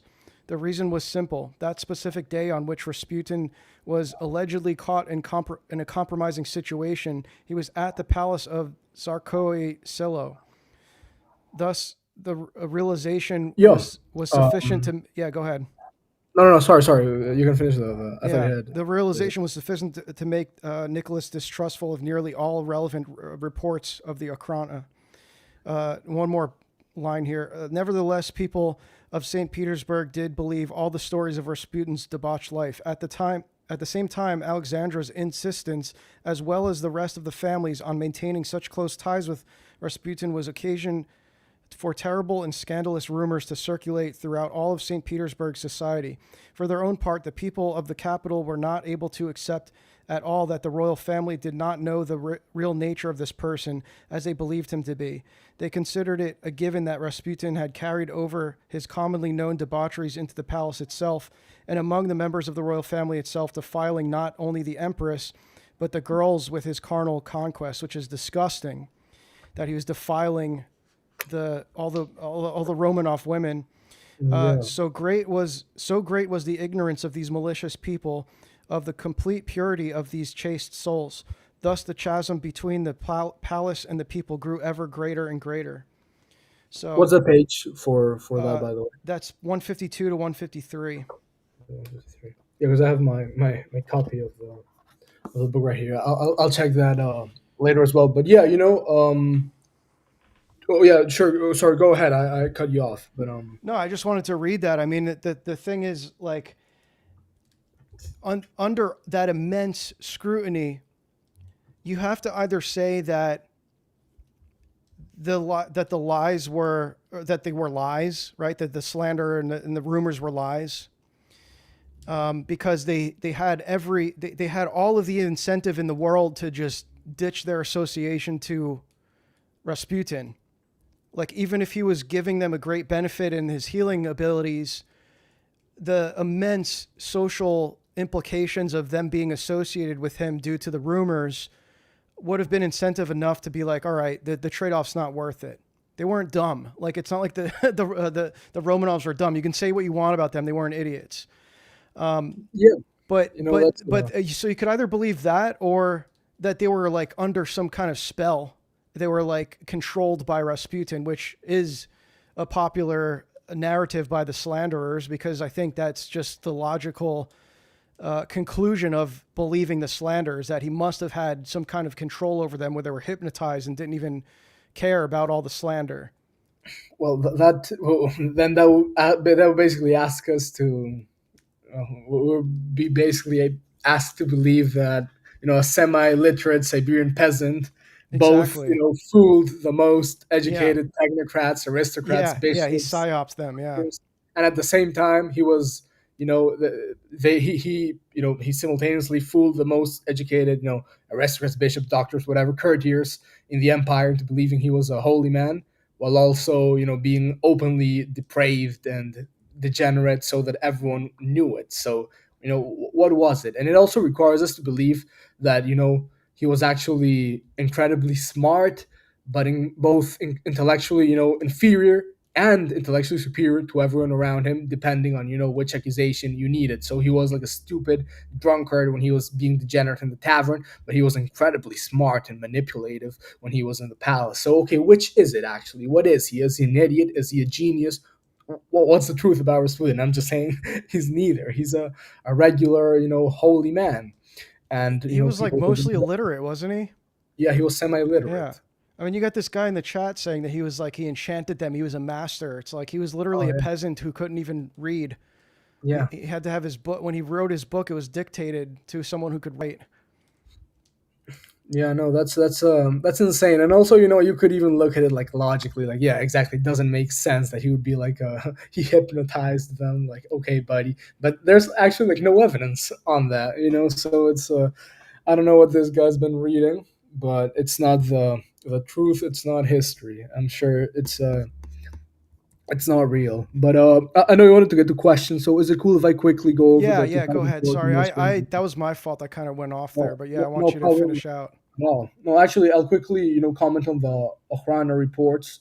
Yeah, these police reports, they were manipulated. There's Margarita Nalipa and Oleg Platonov. They talk about how basically these agents manipulated the police reports so that people would think that Rasputin was a degenerate. For example, there's a police report that says he was hanging out with prostitutes. Then when Platonov, a historian, he analyzed the reports, he found absolutely no prostitute names at all. So all the police reports on who Rasputin met had names. Everyone who went to his apartment in St. Petersburg had a name, and his name was logged into a police log.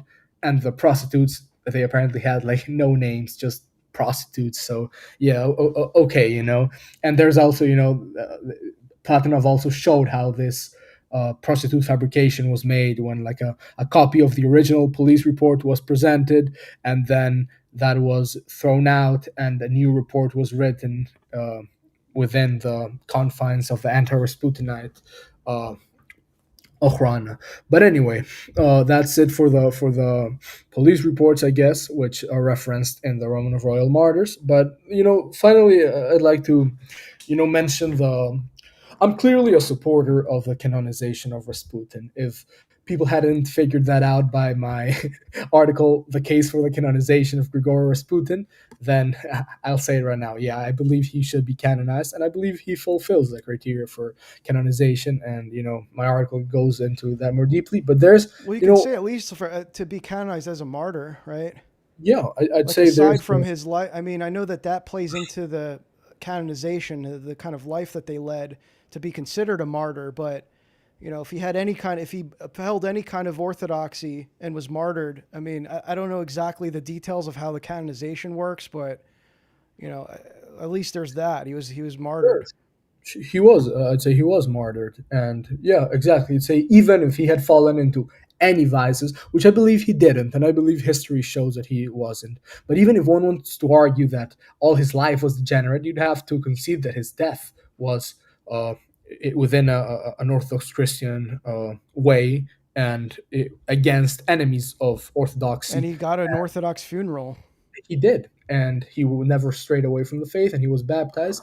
And actually, this is how I can connect to the 2004 commission. So in 2004, the Commission on the Glorification of Saints of the Holy Synod of the Russian Orthodox Church, it's a long name, they met to discuss questions of faith and veneration.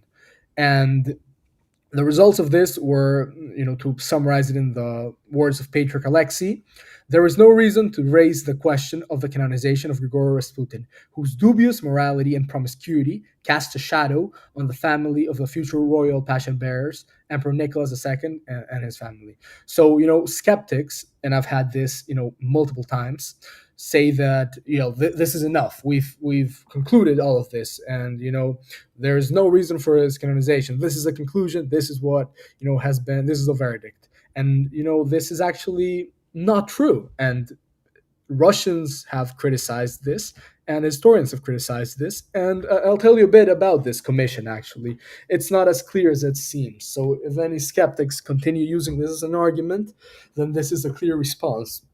So this commission was a commission that looked into the canonization of many different people, including Grigory Rasputin and Ivan the Terrible and such. But anyway, for Grigory Rasputin, a report was submitted by Metropolitan Juvenali Poyarkov regarding the life of Grigory Rasputin. So this was basically a historical report that was supposed to clear up the history of Rasputin and show who he actually was. And for this report, Metropolitan Juvenali, he, rather than consulting credible historical sources, used liberal and some Bolshevik sources that slandered not only Rasputin, but also the Tsar and his family.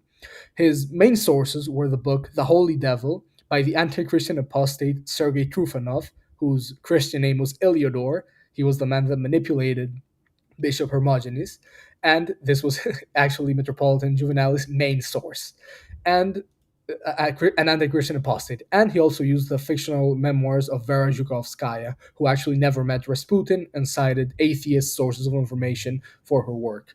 So this report, is clearly flawed. I know people love mentioning it. Nobody really likes reading it. I've read it.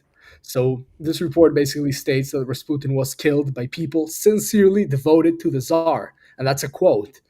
Rasputin was killed by people sincerely devoted to the Tsar. Now, we clearly both know that's not true. Felix Yusupov, Dmitry Pavlovich, Purishkevich, and all these conspirators, they weren't devoted to the Tsar. They hated the Tsar. They wanted to replace him in order to have power by themselves. So this is clearly a historical error that slanders the Romanovs and is blatantly false. Then, in writing this report, Metropolitan Juvenali, to be, candid, he displayed ignorance and irresponsibility, but he also, disagreed with modern Orthodox Christian historiography in favor of liberal and Bolshevik sources, because a previous Metropolitan John Sinchov of St. Petersburg, he supported Rasputin, and he wrote a lot of history on how Rasputin was a holy man. So Metropolitan, Juvenali might have actually written this, perhaps, in a way that actually opposed Metropolitan John out of maybe envy. This is what historians suggest. But it actually also knowingly concealed objective archival sources that actually exonerated Rasputin from the accusations of his slanderers. So it's no wonder, really, that radio stations hostile to Russia, like the BBC, the Voice of America and Israel, Radio Liberty, and Deutsche Welle, they all endorsed the report. They said this was an attempt by the healthy forces of the Russian church to repel reactionaries and obscurantists. And Juvenali also condemned the principle of monarchy in the report. If you read it, you can see, I think it's the second paragraph, he contrasts orthodoxy and monarchy and says that he condemns the principle of quote unquote unlimited power and says that the supporters of Rasputin glorify not Christians who have acquired the Holy Spirit, but the principle of unlimited political power. This is, by the way, a pejorative reference to monarchy, as if being a monarchist was immoral and an irrational search for unlimited political power. And he also says, that orthodoxy can exist without monarchy and such. So, all of these things, should show one that this report was incredibly corrupt. It referenced historically unreliable sources and argued from a liberal standpoint rather than an Orthodox Christian one. So I'd be very careful with citing the 2004 commission in order to deny Rasputin's canonization, because this commission doesn't say good things about Tsar Nicholas and Orthodox monarchy either. So people should read these sources before citing them. And this isn't like authoritative or anything. So I don't people shouldn't feel that a corrupt report is binding on their personal veneration for Rasputin or the possibility for his canonization. So that's what I'll say about the 2004 commission. Now you know the whole truth. Nice.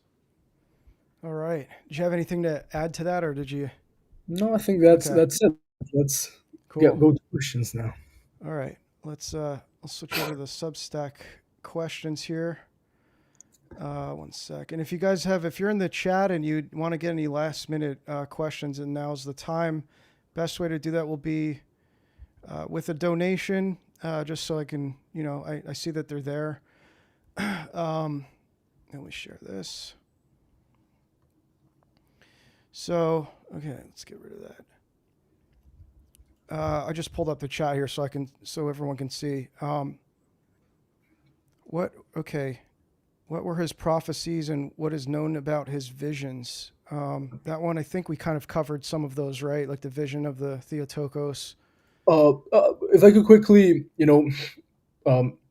say something about this. Yeah. There are many prophecies attributed to Rasputin.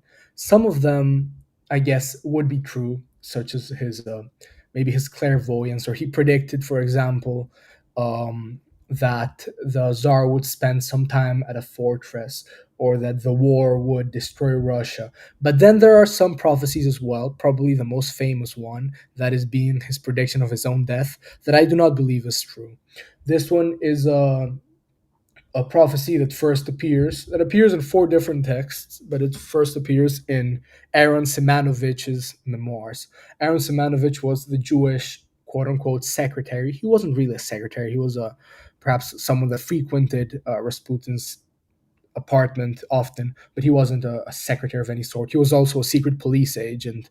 But anyway, he wrote memoirs, and he this is where he writes his um, this prophecy that Rasputin allegedly, predicted his death and said that if he is killed by the Russian people, then nothing will happen. But if he is killed by aristocrats, then the Romanovs will fall. And this, this really doesn't have any historical proof. The original document has been analyzed by historians, and they say that it has, nothing to do with Rasputin's writing style, with their, voluntary misspellings of words to sound peasant like, and this prophecy of his really isn't true. And in general, I know someone asked the question in the chat previously about the book Rasputin and the Jews by Delin Cologne. This book, Rasputin and the Jews, is actually Delin Cologne is a relative of Aaron Simonovich. She's a descendant of his. I don't remember whether a grand nephew or a grand niece or whatever. But it's basically Aaron Simonovich's memoirs published under a different name. But yeah, that book is not reliable at all. It says bad things about Rasputin. It portrays him in a negative light. It's not reliable. Most historians consider it to be a creation of its author, Aaron Simonovich. And yeah, he takes many creative liberties, and I wouldn't recommend it at all as history. So yeah, that's what I'd say. I'd say be very careful with Rasputin's prophecies and visions, because some of them might be true, some of them come from dubious sources. So yeah.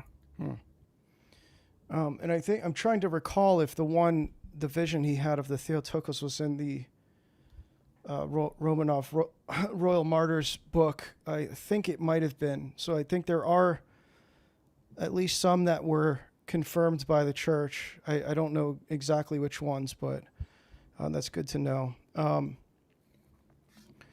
next one is what are the origins and the reason for his slander? I think we kind of covered that. What was his relationship with the ROC? I generally know almost nothing about him. Yeah, many such cases. Yeah, well, his relationship with the Russian Orthodox Church is, as I mentioned, well, he was considered a holy man, a holy Stranik. There are allegations, there are theories that at some point Saint Hermogenes wanted to how do you say, tonsure or bring Rasputin into the church as clergy, but or as a monk or something. But I'm not really sure about that. It obviously never happened, and Rasputin was never a monk, a mad monk, or a priest.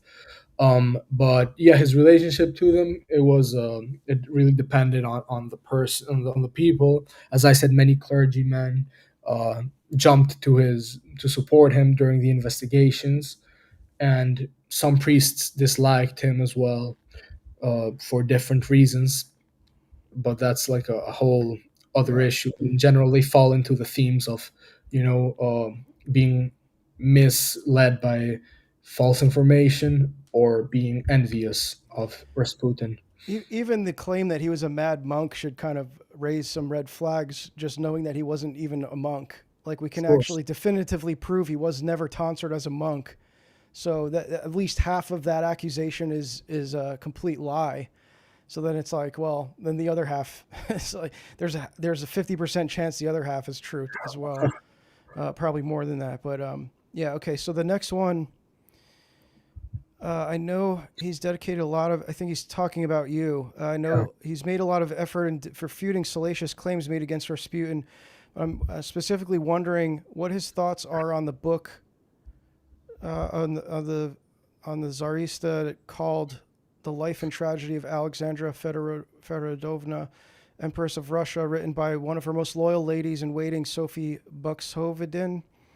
It repeats some, but not all, of the most widely circulated rumors about Rasputin, but stops well short of accusing him of being a member of a sex cult, a serial womanizer, or a manipulator of the Tsarista for the sake of his own ambition. She frames him as more of a, that's a long comment, as more of a well-meaning and pious Christian who struggled with vice as much as anyone else does. I wonder if in his rehabilitation discussion surrounding Rasputin, the truth isn't somewhere in the middle between two extremes. So referring to, like, there's the truth is somewhere between him being a degenerate and a saint, I think is what this person's getting at. He doesn't necessarily have to be a saint and not to be an apostate drunkard. Yeah. In any case, this is a lot of text, so feel free to boil it down. Yeah, I just read the whole thing. Yeah, there we go. Well, I didn't really filter these, so. As for the compromise view, I'd just say, well, should we have taken the same approach with Tsar Nicholas II, for example? Should we say, well, maybe he wasn't, this evil autocrat, but he was like, he wasn't a murderer or oppressive or anything, but he was incapable and stupid and addicted to cocaine or whatever, these people say. So should we compromise that as well, or can we like genuinely say he was actually a capable ruler, he was a good man, he was a good leader, and he was a good Christian, and all of these things are true. He lived a pious life, a virtuous life, and a virtuous death. So yeah, I'd say that compromising for the sake of compromising isn't a real argument. But as for Sophie Buxhoveden's book, well, we should start with the fact that Sophie concedes she never actually met Rasputin in person. This is in page 144 of her book. She never met Rasputin, never. In all her time as a lady in waiting, she never met Rasputin. Now, as she was one of the ladies in waiting, but Alexandra actually knew that she didn't like Rasputin, but she let her keep her opinions to herself, as long as she wasn't vocal about it. Now, the most trusted and favorite lady in waiting, as well as Alexandra's best friend, was Anna Verbova. She was the most important lady in waiting, and she was a massive admirer of Rasputin. The memoirs of Verbova actually exonerate Rasputin from slander, and Rasputin saved her life and healed her after everyone thought she was going to die. Now, Buxhoveden, she said that Alexandra was spiritually immature. She compared her faith in Rasputin to her faith in St. John of Kronstadt, which is high. Did it cut off? No, you're still there. Sorry, I just switched scenes here. No problem. So yeah, Buxhoveden, she said that Alexandra was spiritually immature. She compared her faith in Rasputin to her faith in St. John of Kronstadt, which, even though she meant in a derogatory way, is high praise because St. John of Kronstadt was a saint. And then she mentioned the horse stealing episode as if it was true, which we already went over, and it wasn't. And this whole thing was like a defamation campaign made up by the media, and she unfortunately fell for it. She mentioned the enmity between Hermogenes and Theophan with Rasputin, but she attributed it to his lapses rather than what actually happened, which we already went over, the manipulation by Iliodor and fake confession documents. And then his enmity with Milica of Montenegro is dated to 1912, when it actually happened in 1907. And then she says that the charges against Rasputin were, quote unquote, probably true, which is, telling. But actually, this whole refutation is just, we should just stick with she never met Rasputin, which she says in page 144 of her book. So, a positive point from the book, if I could find one, was that she conceded that Rasputin had little political influence and that his role was spiritual. So yeah, I've read the book. I know what Sophie Buxhoveden says about Rasputin, and I'd say she's not reliable. She never met Rasputin. She wasn't even that important within the Tsarina's retinue, and history proved her wrong. And even she says that she believes the charges are probably true, but she never even met the guy. So I'd say, there's no need for a compromise if the source is unreliable. Okay, and then we got one that just came in recently from this is from Father John C. He says, I'm late to entering this conversation. What about the British books based on British intelligence archives that gives details of the murder?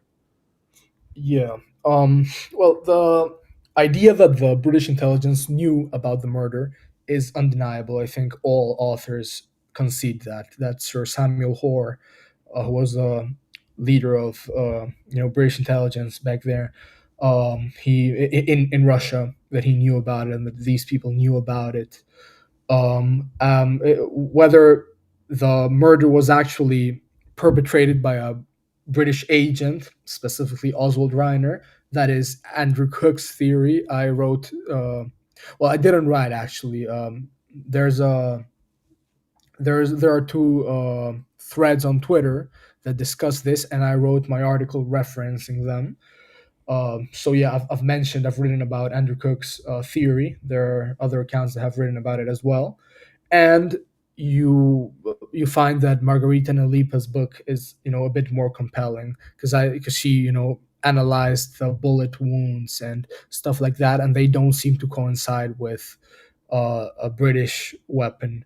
Hmm. So I'd say I probably lean more towards Nalipa's version, where the British knew about it and supported it, sanctioned it to some extent because they were anti-czarist, but Yeah. they really didn't actually, they weren't the actual active perpetrators. There's an interesting theory where actually none of these guys killed Rasputin and there was a secret murderer.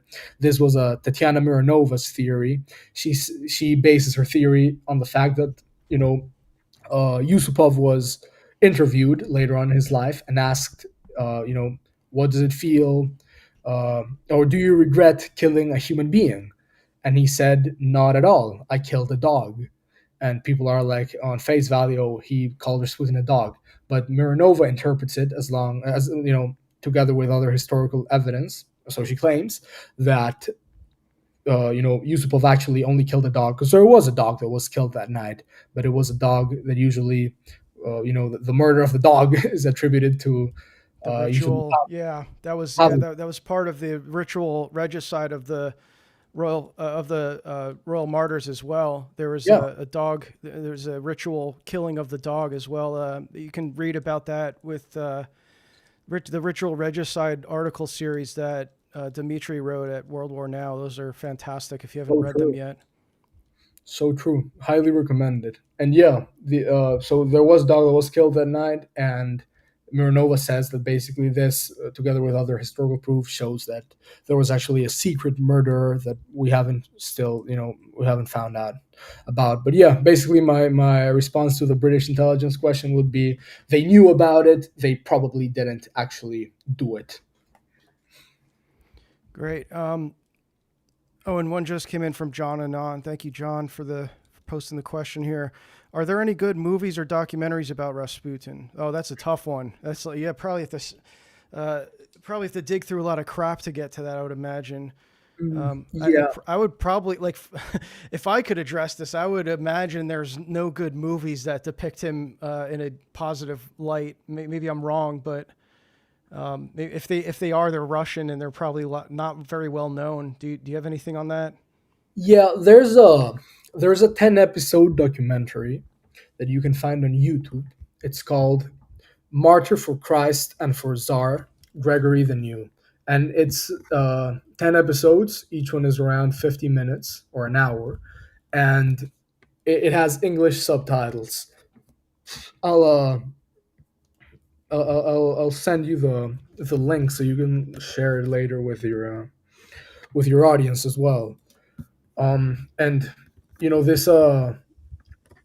this documentary, it talks about it basically, it's a historical rehabilitation of Rasputin. It's good. It has the original Elder Nikolai Guryanov interview, for example. So some people said that he only venerated Rasputin because he was manipulated and he didn't even realize that this was Rasputin, and people just took photos of him. Then you look at the interview and you're like, no, he actually did like Rasputin and he believed that Rasputin was a holy man. So yeah, that's it for that. Then actual movies. I know some people like mentioning the 2014 Russian series on Rasputin. I think it's 8 episodes. I wouldn't recommend it at all. I was looking over this the other day. I actually chatted with who was it? I think it was Charles Bosman. I think. Let me check. Yeah, Charles Bosman on X, and we were talking about the series because he mentioned Rasputin in a podcast episode he did. So yeah, basically, I know people like that series, that 2014 series. I'm against it. I don't like it. I've watched like the first episode. It's kind of degenerate. I know it tries to portray Rasputin in a sort of positive light, but it fails completely. It still depicts him as a person with vices, and I know that people like it because it's Mashkov appears and he's famous and stuff. But there was an article written on Ruskline in Russian that says basically the series Grigory R, which is the series Grigory Rasputin, is similar to the film Matilda, referencing Matilda Kshesinskaya, who was alleged to be the Tsar's lover or whatever. It's a whole load of nonsense. But he compares the series to the movie. So yeah, I'd say stick to the martyr for Christ and for Tsar Gregory the YouTube documentary, and that's all of the media I could actually recommend on him because Yeah, I all mean, the other things are crazy. in a sense, I could understand why he's depicted in the stereotypical way of being this, debaucherous, degenerate figure, because it's the scandal just is translated better on like in movies and film and entertainment. So what, like, why would you have just this kind of pious peasant as a main character in this story? It just doesn't really Yeah, go as well. So in terms of like an entertainment depiction. So I guess that's why I'm a little bit skeptical that there's any positive portrayal of him, or not even like to say positive, but like a historically accurate portrayal of him, because the scandalous version is more appealing to people. It adds to the like the mythos of the story of the czar and his family. So I have here on the screen, Alex posted a thread on books about the real Grigory Rasputin in English. This is, I think, a really valuable resource because when I was looking into this myself, I didn't even know where to start. I started asking around and people didn't even really know what to tell me. I did get one book recommendation called The Life and Times of Grigory Rasputin by Alex DeJonge. I can't say anything about it either way. I haven't read it yet, but I did pick up a copy. It seems like it's written in an Orthodox context so far. I read the introduction. Like it at least, I don't know if he's Orthodox or not, but it's at least like kind of setting the stage in a way that we understand the story unfolded in an Orthodox sense. But there's a good thread here that Alex posted that I would refer you to if you're curious about some resources. And I would imagine a bunch of these are probably pretty difficult to find. You would probably have to dig for these. So if you're savvy enough in finding PDFs online, you can look for that these. first one is available on the Orthodox England website. Okay. And I have it in file, so people can DM me. I respond and I'll send them I don't mind sending the resources as well. This one's by Andrew Cook, To Kill Rasputin. That's where the theory about the British involvement came from. It's not exactly Okay. pro Rasputin, but it mentions it. The That was a Romanovs by Alexander Bakhnov. he was a great historian, and it's interesting because that book even says that Rasputin's childhood was a bit wild, which differs from other pro Rasputin historians. But it's in the end it vouches for his holiness. That was a great book, Killing Rasputin by Margarita Nalipa. It's like, I'd say start there. That one looks like, just judging a book by its cover here, it looks like this one's probably more accessible. Yeah, it is. And then this one I know, I've come across this one, The Real Tsarista by Madame Lily Den. This one is public domain, so you can find this at Gutenberg Press on the website. I think it's Gutenberg Press is it Gutenberg Press? I forget the name of the website where it has all the public domain books. Gutenberg Project. Yeah, thank you. And I actually, I was talking to Alex before we went live, and I was saying that I would like to actually publish this myself if I can find the time or maybe some help. So if anyone's interested in helping out with a project to publish a book, that would be really valuable to have, because this is not, it's public domain, but it's not really widely accessible. It hasn't been printed for a long time, I don't think. We could do something like that because it's public domain. For those who don't know, it's like there's no one owns the rights to it, so anyone could just publish it.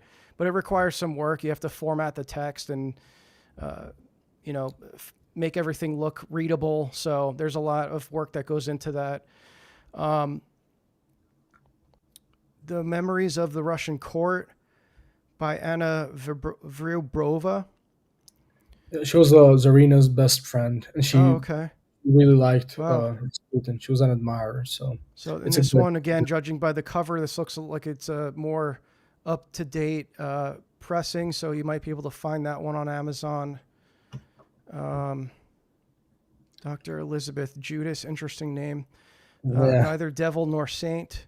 So looks like it's maybe taking the middle road there.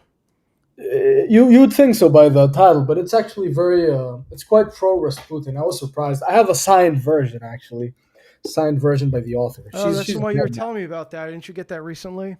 I did. Yeah. I bought it off of, I don't remember where, eBay or something. But yeah, I have a signed version of the book. So.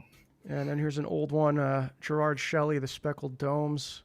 So it's like this one, I would have never thought this was about Rasputin. You would never know. Like there's nothing indicating that this is about Rasputin. Yeah, but Gerard Shelley, he was a linguist and author and stuff.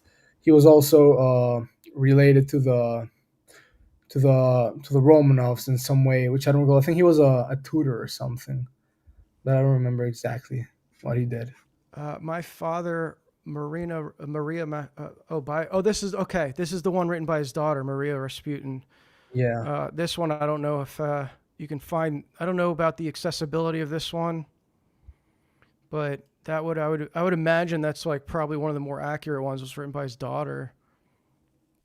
It is. Maybe there's a bias there because his daughter wrote it, but there's interesting analysis, historically as well. If I can, go into a bit of a deep lore, there's some versions that were manipulated, and I think some of them say some bad things about Rasputin that are actually like ahistorical.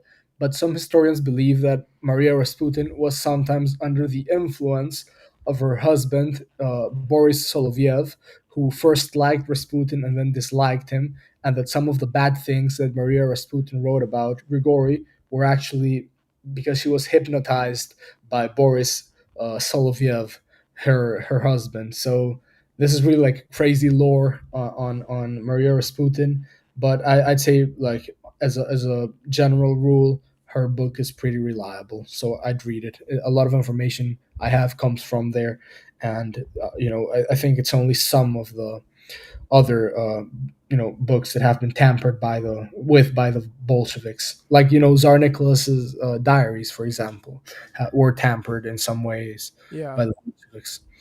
And it looks like this is the amulet that the Romanov daughters were wearing, or the Romanov children were wearing. Perhaps. Something at least trying to depict that. Yeah. The last Tsar. Oh yeah, this one. Okay, this one's really hard to find. I think these are no longer in print, and they're very expensive. If you want to buy them on eBay, the Oldenburg series, these are really tough to find. I tried to look into the accessibility of these because I wanted to read them in the book club, but it's really, you can't expect people to find these. I think I was able to find PDFs of the first and third volume, but I have the 4 ones. If you there you go. I'll send you a lot of these are going to be PDFs because they're just not in print. And then there's My Pilgrimage to the Jerusalem by Grigory Rasputin himself. Yeah. That's a And this beautiful is in one. English. It has been translated. Yeah, the book comes in English and Russian, and yeah, Awesome. I'd say read that. It's really beautiful. It reminds me of the Way of a Pilgrim. So yeah, I'd recommend it. And then just double checking here that I didn't miss any questions. Okay, here's one, Lord Rezo. I have a question about Rasputin's burial site. Although the tomb was never built, there is apparently a cross erected in Alexander Park. Yeah, there's a. I think there's a cross there with some flowers that pilgrims and followers of Tsar Nicholas sometimes frequent to pray and venerate Rasputin. They also go to his house in Pokrovskoye. There's the Rasputin Museum managed by the Smirnovs. That they also wrote some books about Rasputin. So yeah, I believe that's correct. And then what's this? Remember channel guy. Okay, you can see the name of my name is in literally the name of the channel, but that's okay. Yeah. Beware and prepare, friends. World War and real dark is coming. Prepare while you can. Fellowship into a nightmare. Yeah, we know about World War III. It's a war against the church. So if you want to prepare yourself for World War III, go to the Divine Liturgy, start living a life of prayer, and I don't know what else to tell you. There's only one exit from all of this, and that is in Christ through the Orthodox Church. So run to your local Orthodox parish, go to the Divine Liturgy if that's how you feel. Otherwise, good luck, I guess. I don't know what to tell you. You're going to be just as much in trouble as everyone else, So no true. matter how much you think you know. So I'll just say that. There's no amount of knowledge that's going to spare you from what's coming. So true, so true. And stop slandering Rasputin on the internet. Yeah, stop doing that. And add that one. Okay, I think we've covered everything. So yeah, thank you guys for tuning in. I appreciate you all bearing through this. I know these streams aren't exactly super visually stimulating. I try to do what I can here, but yeah, thanks for tuning in. I hope that this kind of gave you more perspective on Rasputin, and like I just said, the war against the church, how a lot of this is just an attack against orthodoxy. So, and thank you for all your questions, all your support. We had some offline donations once again that I want to thank you guys for. You know who you are. I see those come in with your messages, and I'm very grateful to all the support that occurs offline and during the stream as well. So thank you for that. And and thank you, Alex, for taking the time to tell us about this. This is a very important thing. You're the first person I've come across, at least in my community, who has any level of knowledge in a way that you could present something like this on Rasputin in particular. So it's very valuable. I appreciate that. Thank you so much, Anthony, for having me. As I said, it's been the first podcast that I've ever been on. So yeah, you crushed it, man. I feel like more of a newbie than you do. I feel like I get more retarded each podcast I do. So, all right, guys. Well, and someone said Raid J died. I don't know how to do raids. I'm kind of not. How do you do that? Can I? I don't know. Someone tell me how to raid, and I'll do that. I'll raid Jay. I don't see any controls to do that. So someone help me out there, and I'll do it. But all right, guys. Well, thank you again for tuning in, and we're gonna sign off here. I'll post this episode over on Substack. So, if you wanted to access it there without the ads from YouTube, you can watch it over there for free when I post it, probably either some point tonight or tomorrow. I'll get it up there. So make sure you subscribe over there on the reversion.co, and we'll see you for the next one. Blessed fast to everyone, blessed nativity, and God bless you all.